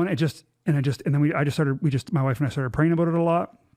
And I said, babe, we just need to start giving a lot more than tithing. We need to just start making this. And honestly, like I needed a purpose, and I still need it every day. Like if my purpose was to go to work to make more money, I don't know that would that would not be enough for me to put up with some of the stuff that I put up with, Right. and the rate at which we've tried to grow. Yeah. And then, man, it's just been like this ride of all this crazy nut stuff. Like, so I'll give you one story to give you some context. Before I opened Mitsubishi, one of the reasons that I didn't have much money left is because I gave a bunch of it away, right? So I had some money. I felt like God telling me to give some. I lost a bunch of money east to west. Paul and I, prayed about it and really felt to support this one initiative with quite a bit of money. And one of the reasons we kind of cut up against it was I'd given a lot of it away or lost it or spent it. So I opened Mitsubishi. Mitsubishi in Fredericton there'd been nobody there. Nobody wanted it for 6 years. They approached me to open it. I open it. I built a really tiny, small business that really can't sell more than 300 or 350 cars in a year because I've only got 2 bays for mechanics. And we sold like 85 cars the second month. It just exploded, right? So, meanwhile, the building next to me is the Volvo Subaru dealership. I need more bays. I reach out to the owner and say, listen, I know you're moving Subaru uptown. What are you doing with your building? And he said, well, I'll sell you my building, but you have to take the Volvo franchise too. I didn't want Volvo. Sorry, Volvo, but I didn't want Volvo. I'm not going into cars. Yeah. Yeah. Oh yeah. And this is just, and again, like I think back to East to West, and anyway, so, the short version is we eventually make a deal where I'm going to buy Volvo. I had no intention of buying Volvo, didn't have the money to buy Volvo, but yeah, sure, I'll buy Volvo, no problem. And my wife and I and kids are on vacation that fall. We're out of town, and my phone rings. It's a number I don't recognize, and I answer. Good afternoon, Dave speaking. And the gentleman on the other end of the line says, hey Dale, this is Daniel from Volvo, and I just want you to know that I can tell the person's nervous. And he's like, I just want you to know, like, we're not going to approve this O'Leary guy to buy the Volvo franchise. We don't think he's of the right quality. We don't think he's at our level. It looks like he's a bit of a used car dealer, and we don't like used car dealers. Called you. Yeah. So I clue in about 10 seconds in, 15 seconds in what's going on. And I'm like, okay, like how long do I let him go before I, Yeah. So about 20 seconds in, I'm like, Daniel, I'm sorry, but like you've gotten a hold of Dave O'Leary, the purchaser, not Dale, the seller. But I'm really, really glad you called. Yes. Because you're making a mistake. And I want to tell you why. And I talked my way into sold the ever-loving slop and out of that guy. I talked my way into a meeting with him, and I talked my way into a meeting with his boss. That's awesome. But what here, a gift, eh? But here's the cool part.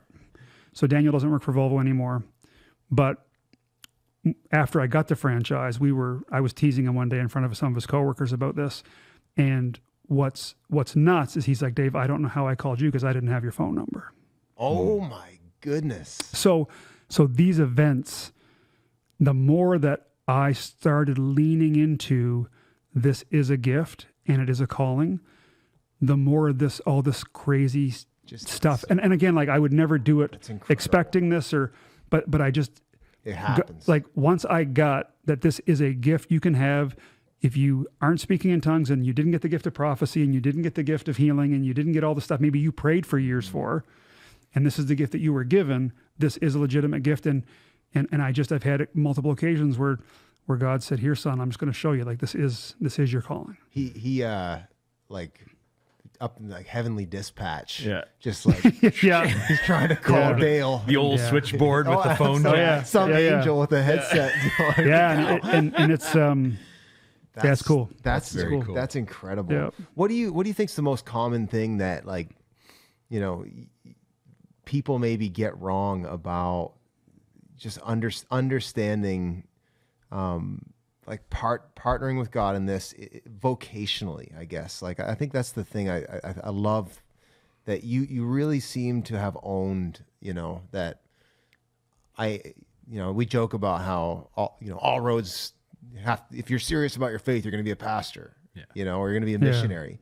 That's actually partially true in that, like, the priesthood of all believers, and that we are all missionaries. You are going to be on a And, like, mission. the enemy just tries to, like, extort or pervert things. And so, like, he's tried to, like, maybe take the potency of the church out by saying it has to fit, it has to fit in this mold of you're working vocationally at a church. And like, I guess, how would you encourage, like, we got guys that maybe aren't in business like you, but they're firefighters, or women who are nurses, and like, what encouragement would you give them on just like owning their mission field? Well, I think two things that would come to mind. Number one, you got to recognize you are on mission every day.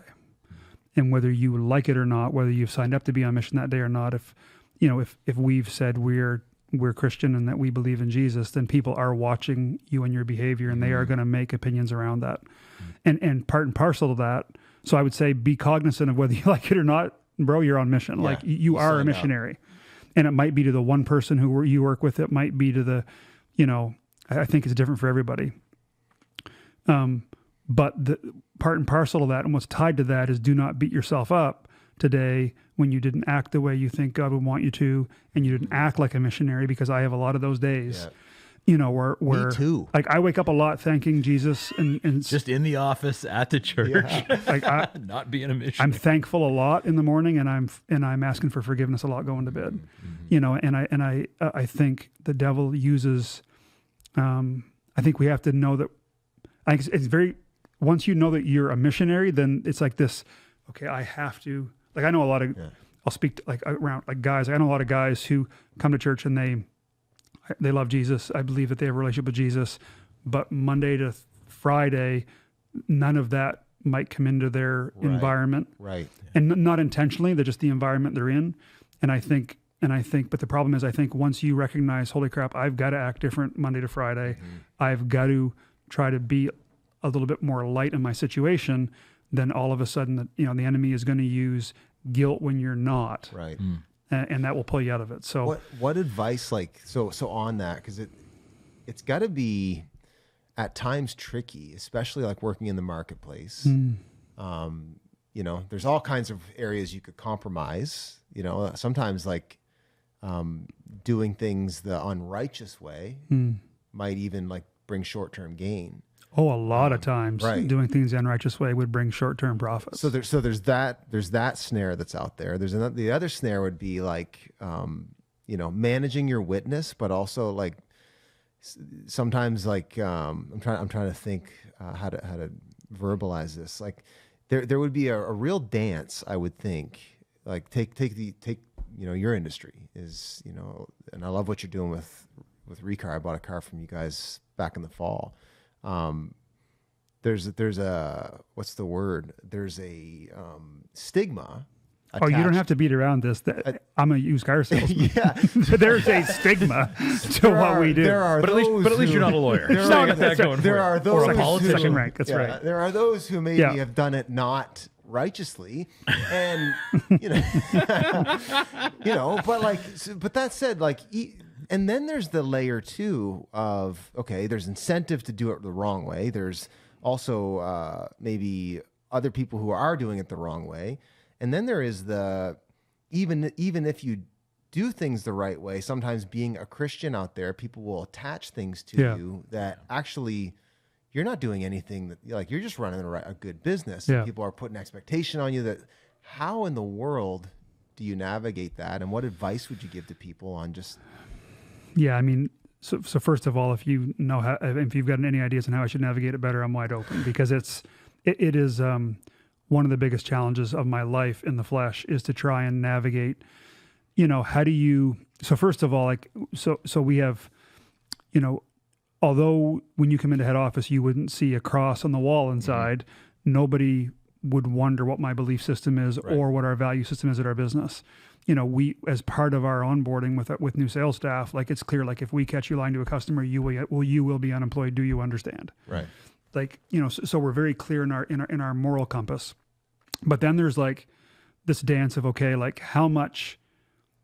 So, and maybe this is part of my bias because of my experience with my dad, but it's like, okay, so how much Christian do I give them today, Right. and how much do I not? Because I am a believer that we witness to everybody that we see every day, but we should only speak when we have to, right? So it's like I want to make sure they see Christ in me, but I just lost my mind in that meeting, and I don't think anybody saw it like a Christian, like, in that moment, Yeah. and how much, so it's a dance, man. And I don't think we get it right. I think we our heart is to get it right all the time, and I think that's what matters. But, what we focus on the most is that we need to make sure that our staff know we care about them the way that we would want to, like, family would want, like, they have to feel that we care about them in a way that's unnatural, Yeah. and we have to be clear communicators, and we do set lines. You can imagine in this day and age around all of the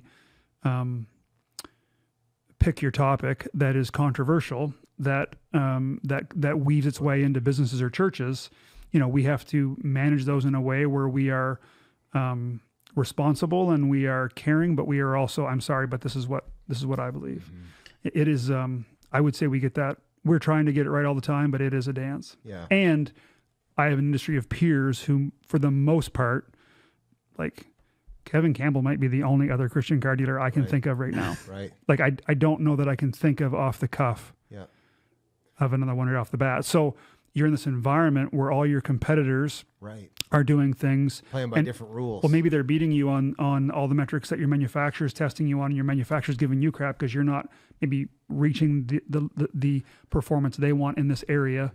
That actually doesn't happen to us too much. We're like, I also believe that in any industry, in business, any industry, if you want to win and you want to build a moat around your business and you want to play the long game, honesty and integrity is the best way to do it. Yeah. And that does win over time. Right. Right? Not a lot of the time, not in the short term. No, you will actually have to be resolute that you're going to Yeah. play the long game, because short term you will actually give up quite a bit of profits. In the last 18 months, we bought 2 cars, and we were living in different places when we bought them, so we bought them from different people. But both times, the primary decision was, do we trust? Totally. Like, Yeah. Th- So I'm the gonna- integrity was right, there. like I in Halifax, I had a friend who sold cars. And Yeah. I just said, I'm going to buy the best thing he will sell me because I trust him Yeah. to sell me something. And actually, the other one we bought from Kevin. Yeah, right on. Because you knew. Yeah, because we knew him. Yeah. He had something. Yeah. So on I the don't know if that answers your question, Yeah. but Well, as you were talking, it's just I was- complicated. Well, yeah. And as you were talking, I was envisioning a couple things or thinking about a couple things. Like, I do think that's part of the challenge and dance of being a Christian in the real world. And that's going to apply to everybody a little bit differently, but it's the same fundamental principles that I think carry across the board. And I would say, like, the most important thing is, like you said, like, honoring God, doing your best to live with integrity Yeah. as you honor Him. And then I think to flip it though, it's not just a leadership hack, but it's a kingdom hack to just be humble and own your crap. Like, Oh, if you yeah. get it wrong, like if you did blow up or you did like Be so fast to say, I'm you just sorry. say, I agree. I agree. was thinking about at XY when we had Tyson talking about fathering, and he said, Hmm. I think we asked something like, "What would you know, what did you get right? And he goes, my son would say, I was really quick to repent. I Yeah. was really quick to just come say, hey, I didn't do that right. Yeah. Sorry, mate. You know? Yeah. And I think that's a huge thing. And I think that testifies to our faith more than us batting 1,000 is us owning when we miss. Well, and Totally agree. there's not an option to bat 1,000. So you Right. need Yes. another solution. Like, Totally. If your plan is I'll just be perfect, that plan is definitely not going to work. So your Yeah. backup plan should be I will apologize Yeah. really quickly Yeah. when I And duff. I think a lot of people too want to know you're just real. They just want Yeah. to know you're real. You're just a human like them. You're just going to mess up like them. yeah. But we've got to try and navigate that and be real while still making sure somehow the light of Jesus. Yeah. Yeah. I think Gets through. Craig Rochelle has a quote. He uses it for leaders, but I think it just applies to life and being Christian is like, you know, people don't want to follow a leader who's always right. They want to follow a leader who's always real. You know, like Yeah. just like that. I'm not hiding stuff from you. Yeah. What you see is what you get. I don't have my fingers behind my back. You know, I'm not speaking Yeah. on both sides of my mouth. You know, and if I get something wrong, I'll own it. Yeah. Yeah. You talked about this, you know, how much of a challenge it was for you, or how long you were a Christian before anyone started actually talking to you about this. Like, look, this giving can be a gift, and this can be like a ministry for you. I would imagine there's probably at least a couple of people among the dozens who, you know, whatever that looks like for them in terms of scale, God has given them that gift, and maybe like your experience, they've never been somewhere where someone's talked about that or called that out in them. Like, what would you say to people who go, man, I feel like I might have that gift, or I certainly am in. God has put me in a position financially that if I did have that gift, I could Yeah. do some stuff. What would you say to someone who's kind of maybe perked up and went, they're like- is that me? Like, am I? Yeah. Is this something God's calling me to? What would you say There's to at them? least half a dozen Oh yeah, out there listening right now. 5 or 6. could I- be 7 even. I mean, first of all, just go to the word and just go to your Bible app and search up generosity and see what it says. Like in Romans 12 is clear. Like it's tucked right in there with a bunch of other really important gifts, right? Like, you know, and then like if you're not tithing yet, then I would start there. Yeah. Right. I think that's where you have to start, right? Because I do believe that I think tithing and maybe the gift of generosity are similar but not the same thing. Two Right? different sides of the same You coin. got it. So you know, so I feel like tithing is like a prerequisite we're all supposed to get, and I think a lot of people still haven't put their faith in God in that area yet. So I wouldn't do anything until you do that. Yeah. You know, but if you've done that and you get the concept of the tithe, you know, then and you really feel like this is something that you may be called into, I would challenge you that if you just try it Right. and you just listen, like how I started figuring out where to give the money is like, God, where do you want me to give money? God, where do you want me to give money? God, where do you want me to give money? You know, and even today, sometimes, like most times that we end up giving something for generosity, it's a conversation or it's a nudge that I get from God. And sometimes it is straight up, man, that dude needs money. And I think both are equally honored if it's from the right heart. So yes, for me, and again, the value doesn't matter. Step one would be just, I promise you, if you don't tithe today and you start tithing, I promise you it's the best investment you'll ever make in your entire life. I promise. Yeah. And then if you feel like you're called to the gift of generosity, if that's your calling God's put on your life, then just start praying about it and just start leaning into it and see what happens. Yeah. Is it fair to say, I was one time talking to my mentor, one of my mentors, in Kevin Myers, and he was talking to me about this very thing. He's like, Yep. you've got to appreciate the fact that God has people gifted for giving in your congregation, and pastor them like you would someone who's got the gift of, the gift of prophecy, Totally. a musician. I said, well, okay, well, how do I identify somebody who has the gift of giving? And he just kind of grinned and he said, they probably have the gift of earning. Sure. Right? Yeah. Like, well, legitimately though, it's a gift. It's a gift to Yeah. be able to manage wealth and to be able to even just listening to you talk. It's like, okay, there's levels to this stuff, right? And it's like, I think there's people out there that maybe are, they've done very well in business, Yeah. or they're sitting on money, and it's like, God didn't just bless you to be a dead end. If you love Jesus and you're a follower of Christ and you've been gifted with the ability to make money, there is a very high likely chance that you have the gift of generosity. You might because, be generous. but he also gives us these talents, and he Right. calls us to operate in That's our the area word. of talents, and Talent.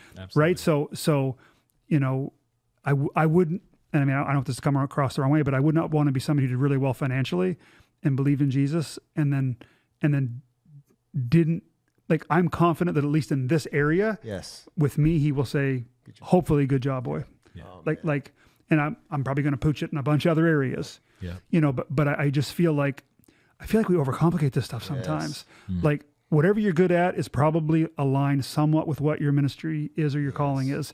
If you're unbelievable at singing and playing that seagull guitar, then worship is probably part of your calling. If you're put in a situation where you're, I think sometimes we and I did, like, I looked too hard to try to figure out Right. what my calling was. When he'd give me my calling 20 years before I even knew him, I just hadn't used it for him yet. I love what you said about the whole, like, you just listen to God, because I think sometimes when, like, we've talked, kind of hinted around, like, some of these, like, signs and wondersy kind of, like, the prophecy and the tongues and the healing, Yeah. and that feels like you're in this partnership with God, and it's there's a all special. but you're like, no, actually, this is like, you're getting a word from the Lord too. It's yeah. just not necessarily go over and look a stranger in the face and tell him something. Yeah. It's Totally. go over and look a stranger in the face and give him something, Totally. right? Or it's not, Totally. lay hands on this person. It's fund something with Totally. them or whatever. But I mean, there's still that yeah. very much that dance with And the actually, Lord. early on, when my wife and I were trying to figure this out, because we're very much like, we do this together, it's like, how are we going to do this? Because, like, I think we should give them a bunch of money, and you think we should give them some money, but, like, neither one of us know how much. And I think it was my wife that said, I think, is like, well, why don't we just go apart and pray about it, and let's just see if when we come back together, it's the same Three, same two, dollar. one. Yeah. Say it. And like, to this day, there's only once when that number has not been the same. Wow. Wow. And the one time this number hasn't been the same was 3 months into COVID. I thought I was going out of business, but it was legacy time. And we were trying to decide how much we really wanted to lean into and support, our church, and we both came up with we both went away and prayed, came back with a dollar amount. And I wasn't sure if I had to cast the devil out of her or what I was going to, like, cause my wife is like, I've got some faith. My wife in our house quarterbacks the faith in these departments. Like, she really, Also a gift. she is, I'm so blessed to have my wife and how we are so aligned on this stuff, because I have met people who one of them feels they have this gift and one doesn't, and it becomes tension in the house. Right. And, to give you context, my belief was that we should give about a third or a quarter of what she thought we should give. And I'm like, babe, you're you're cray cray. Like, we are not, like, we could be out of business in 2 months. Like, So the world's coming to an So you end. met in the middle of what she thought you should give? No. Here's what we did. I said, well, we're not going to give till the end of the year. So let's see where the year shakes out. And at the end of the year, the math was her amount. If I reverse engineered how I would have done it in a business sense, it was the exact, and hers wasn't a rounded number. It was a weird number. Specific number. Oh. Yeah. And so, like, I also That's think really that cool, if like this is your calling, then I think it's really important that you get aligned with your spouse, and that you pray about it together. And that I don't think that doubles I don't think it doubles the knowledge or anointing, or I get triples it or quadruples it, and then just start with whatever the two of you think makes And sense. obviously get comfortable with the idea of listening to what God tells you. Oh, like, I like, Like, there's just that he's Like- just going to drop a like- number into your heart. your guitar story, I resonate with. Yeah. Because it's like, what? Yeah. But through this, and but I've met a lot of other individuals who have the same calling that are further ahead of me in this journey. So I would also encourage anybody who feels this might be their calling, like, try to find somebody else who's further ahead in this calling than you. Because, like, I've met guys now who are trying to get to 90% tithing. They're trying to give away 90% of what their business makes every year to the kingdom. Which, I mean, that makes so much sense. Like, if someone, I'm teaching a class on preaching at King's Academy right now, right? If someone came up to me halfway through that and said, I really feel like this is something God's calling me to do, I wouldn't just say, well, best of luck. Like, okay, let me connect you with someone, totally. right? Like, we mentor people in all kinds of other Totally. gifts. It only makes sense that you'd mentor people in that gift as well. Yeah. Yeah. And I think at the church level, there is this weird, it is tough to talk about. I mean, it's very biblical. Money is very biblical. Generosity is biblical. Churches can't operate without money. but there is this adversity to how do I talk about this and it not come across the wrong way to the visitor or to our people, or and it is very biblical, that's for sure. One final question, then we'll do our top 4 and call it a day.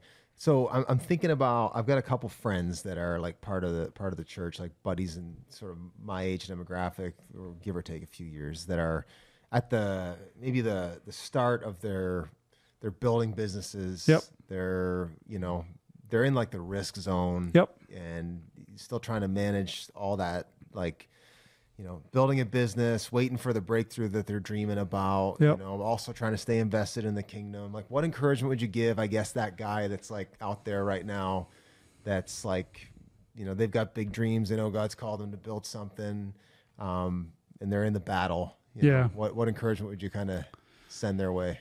Yeah. I think first of all, keep it in context. Like, one thing that my wife would tell you, for the first 5 years of our kids' life, she was a single mother.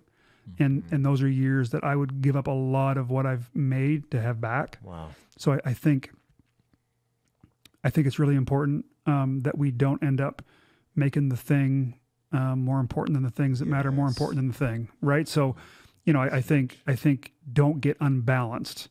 Whatever your business needs, whatever, and like I have started a ton of business from scratch. One of our core pillars at work is we believe in failing forward. We mess up all the time. Early on, maybe for the first 4 months or 5 months, I had to work like that, but I didn't have to work that way for the first 4 years. So I would really encourage you, don't make that mistake. Make sure that your God and your family have a very important place that ranks above whatever the thing is you're doing. Yeah. That's good. And that's the same for no matter what whatever this thing is, whatever you're called to, right? And then I would just say, if you pray about it, work hard, use your head, but also don't get caught up in something that I see a lot of. I mean, if you watch Shark Tank once, you've seen a lot of people who get really obsessed with this idea that this thing's gonna work. Right. But the reality is that, like, you hear these business stories where somebody slaved and then they remortgaged their house twice and they maxed up credit cards twice. under. And then like, by the time common sense is starting to float in, it's too late. Yeah. Like I risked a lot once to get my business started, and I do not risk anything that I can't afford to lose today. Right. Right. So just, if you're growing your business and you're hustling, I've just seen a lot of guys or gals make this thing become so important that they just want to keep growing it and growing it. And I think what I'm trying to say is, don't let this become your God. Yeah. Don't let this become something that is as important or more important to the things in life that should be a lot more important. Priorities. I hear you saying too, like in church circles, we use language like, we marry the mission, not the model. Yeah. And like you're saying that you can get too absorbed maybe in the mechanics or the model that you're trying to build. Oh yeah, and you can even use God to justify, like I have to do this because I'm called to generosity, and if I don't do this, then I can't. Like you can convince yourself pretty easily.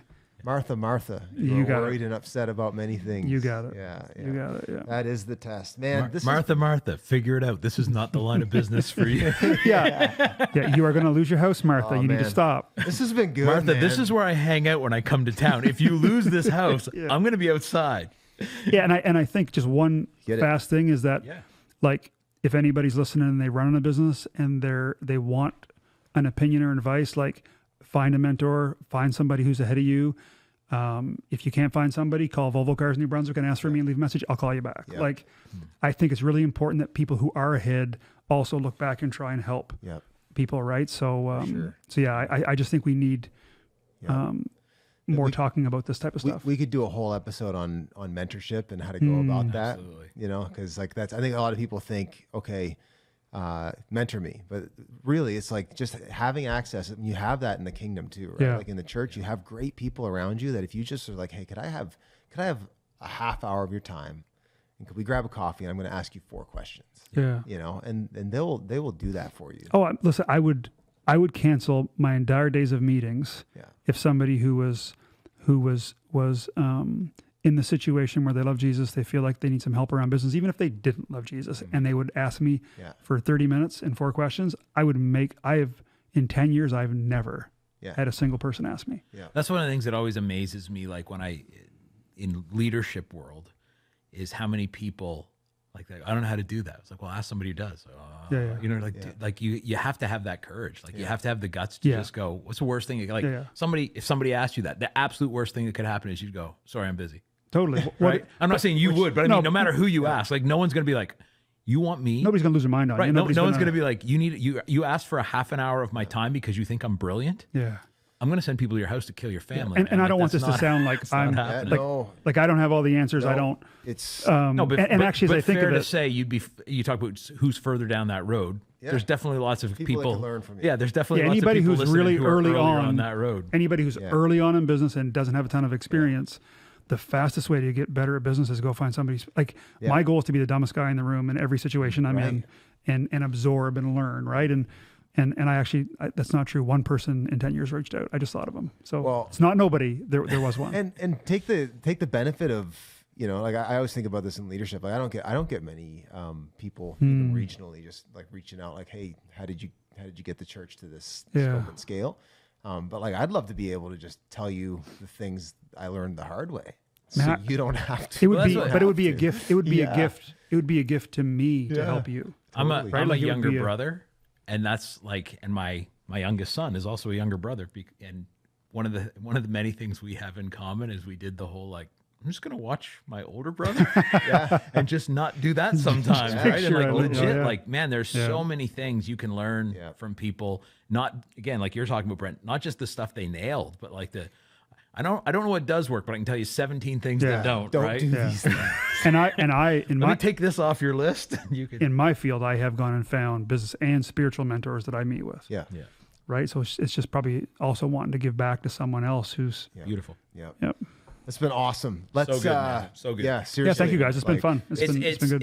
It's so often it seems like the worlds of like being on mission and loving Jesus and business are presented as very disconnected things, right? Yeah. And it's so great to talk to someone who or occasionally you run into the guy who's like, I'm going to turn this lemonade stand into something for the kingdom. And you're like, I hope it works. Yeah. But like to see someone who's been so, I mean, faithful to do what God's called you to do, but also who's been able to not hold those things in tension, but to actually see them as, no, these are the same thing, right? Like that's beautiful, man. That's But awesome. I appreciate that, but it's all like I'm just thankful that I've got a mission. I'm thankful that I know my purpose. I'm thankful that it's not being a missionary and Oh, I've Costa said, well, Rica or whatever, you and- are a missionary, and I just not in and- Kuala Lumpur well, or wherever. yeah. Well, exactly. I do think we're coming into a moment here, like in like Atlantic Canada, you know, come full circle on the Atlantic Kingdom Alliance and stuff. Like I think God is moving to connect people Yeah. within the kingdom, and like Yeah. I said this to you before, like I know He's going to use you Yeah. and your voice, because there's a bunch of people like that. There's a bunch of, you know, men and women out there like you that are Christians succeeding in business that I think God's going to awaken in this kind of like next hour. And Yeah. there's a flourishing that's coming to this region, and the kingdom's going to be the cause of that. So I'm grateful for you, man. Yeah, thank you guys. very Pleasure much. being here, big time. The question Yep. though is, can you rank random things that really don't matter at the Let's end? see. We can't I get don't on know. here. Let's Sure, take a you run can at it. open a card We can't dealer. I already know later. it's about sports, so I think I'm Can going to you be able rank to. 4 things? There's, Oh, okay. do you get that reference? No, Strange Brew? no, no. Bob and sorry. Doug Bob McKenzie? and Doug McKenzie. Okay, so I know Bob and Doug McKenzie. Yeah, are. Take off, you hoser. That's their. So today we are ranking best moments in sports history in your lifetime. This does my heart some good because we've been avoiding sports out of deference for my brother AJ. Dude, you never have to be deferential No, to me. I am because I love you. I have a lifetime of being the odd guy out. I'm always okay with it. All right. Well, since If Christian school prepared me for anything, it was not fitting in with other people. So let's do this. Ready to roll. all right, you go first then. All right. Top four. These are your top 4 moments in sports history in your lifetime. I'm going to give you 3 very specific moments, and then I'm going to give you a more general not a general, a narrow, but a kind of moment. I'll start with that one, which is anytime Larry Bird is talking smack. Oh yeah, Dude, I will sit down on YouTube and just watch like these like 45 minutes of either like actually Larry doing it or people telling stories, you know, like I love hearing him calling his shots on people. Yep. You know, him making fun of people, him giving people a hard time. I think one of my favorite ones, I've heard a few different guys tell this story, but when Charles Barkley tells it, it's my favorite because everything Charles Barkley says is just naturally funny. Yes. But the story of where Bird keeps coming down court and he keeps saying, "You guys are disrespecting me. You're being disrespectful." He keeps saying that over and over. "I can't believe how disrespectful." And finally, like, "What?" And he goes, "You got a white guy guarding me. That's so disrespectful." I love that one. The Sidney Crosby's golden goal in the 2010 Winter Olympics. Yeah. I was hanging out with a bunch of guys from my church right in downtown Halifax. Yeah, cool. And legitimately, when the goal went in, you could hear like from outside the building, like because we were like a block away from Spring Garden Road, so all the people were like around the sports bars and all that stuff. Like you could just hear the whole city. I've never seen that before in my life. Like just you could open the window and just everyone was celebrating the same thing. That was awesome. The Holly Holm head kick KO against Ronda Rousey. Some Wow. female MMA. Yeah, Bro, that's a top four. curveball. I was not expecting How that. the mighty have fallen. Like that was That is true. It was Yeah. so That was not expected. it was very unexpected. Couldn't happen to a better person. And I Getting kicked in the head. yes, I could. Well, I mean, just like anyone who's been that dominant, Ronda Rousey, Good for a Yeah. person to. and legitimately, like Holly Holm kicked the career out of her. yeah, that was it. Yeah, Like that was That it. was- She she went done. from the single most dominant athlete, Yeah. possibly in any sport at that Oh, time, yeah. certainly in MMA, certainly in women's MMA, to like 2 other horrible fights, and then she went to play pretend fighting in the WWE. Yeah. Like I've never seen like beat that. Like she went from top to bottom in a single kick. It was Yeah. amazing. And then the last one, very personal, deep cut, the 1991 boys AAA New Brunswick Provincial Championship basketball game There's a story here. when the mighty Sussex Sonics conquered the evil FHS Black Cats to win the provincial championship. You went love to it. FHS too, didn't you? No, I went to OHS. Oh, did you? Okay. yeah. All right. All right. I grew up in Fredericton Junction, so I was closer to OHS. Part of the Blues. Yeah, so Sussex was a AA size school, but played in the AAA league. David and Goliath. My brother was yeah. on the team that year, and we went to the Aiken Center Yeah. and watched those Black Cats from their big giant school, and they thought they were so much better than everyone else. I was there. Get spanked, and it was great.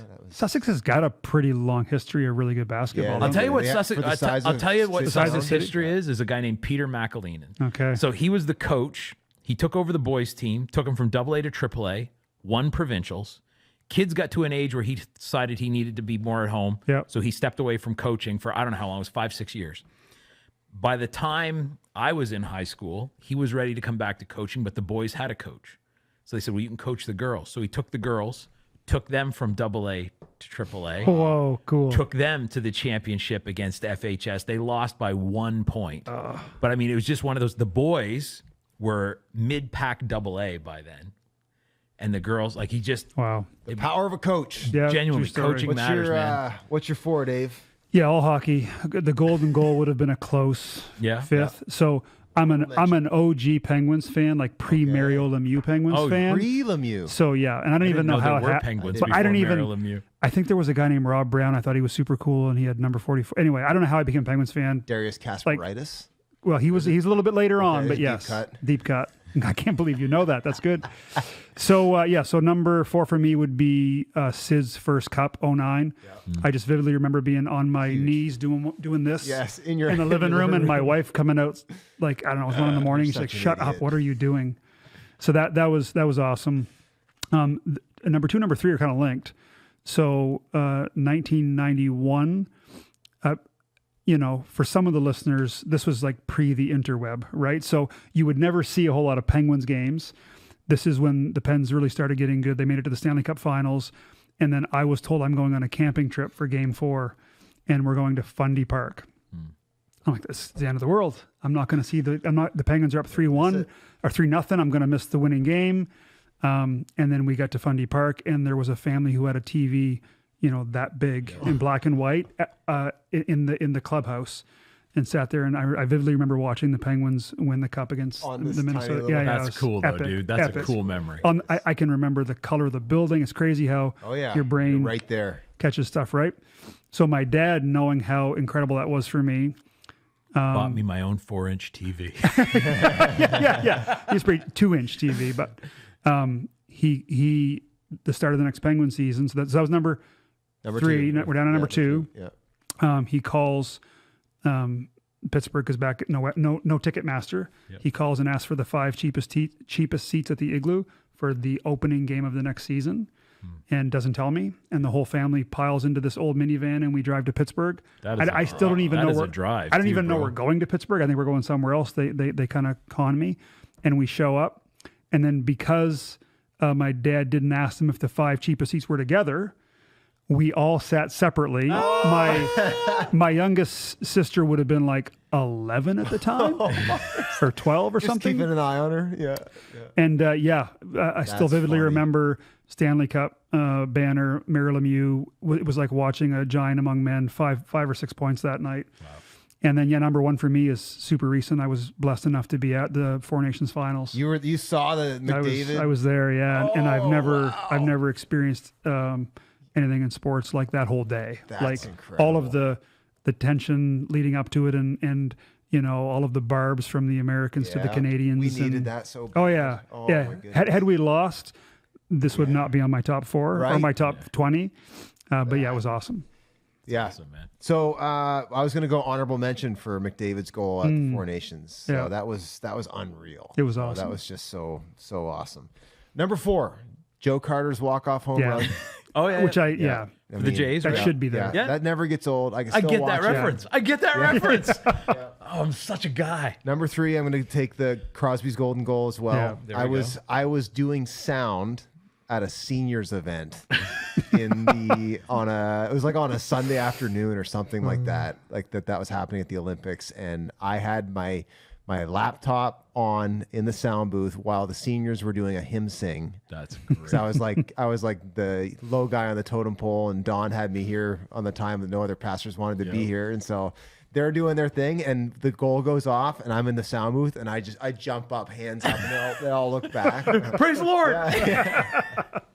Number 2, Kawhi Leonard's shot in the second Yeah. round against the Philadelphia 76ers to go to the Eastern Conference Finals. Do you ever see the shot? I've Kawhi's heard shot? of Kawhi Leonard and the Philadelphia 76ers. That's as far I'm aware that those are two things that exist. It's actually crazy. Like Yeah.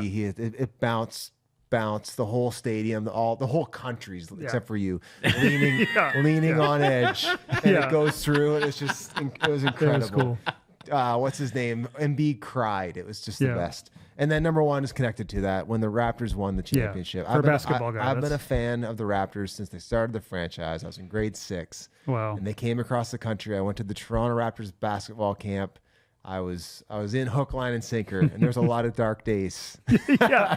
A lot of dark days. Toronto sports fans in general. Yeah, A lot of dark days. Yeah. Yeah. So I'll tell you one of my best memories that includes sports, which should not be confused with my favorite sports memory.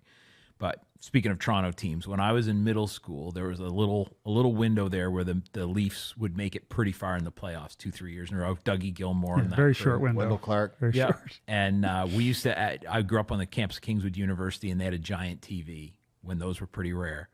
And of course, school was done by then, and they would let me and a bunch of a bunch of guys, mostly men, but I was a kid from the church. We'd all get up to go together and watch the games at the student center. And it was just a happy, bunch of the guys together. fun. It was, yeah. We'll close with this. I was in that student center for the Super Bowl where Justin Timberlake pulled The wardrobe malfunction, and the resident director did not know what to do bet. with 40 Bible college boys. that was not in sitting the there like, manual. He's like standing in front of the TV. Like, anyway, that was on that note, I'd say we're done. Dave, thank you, sir. This Thanks, has, guys. It's been This so has good. been fun. You recognize that?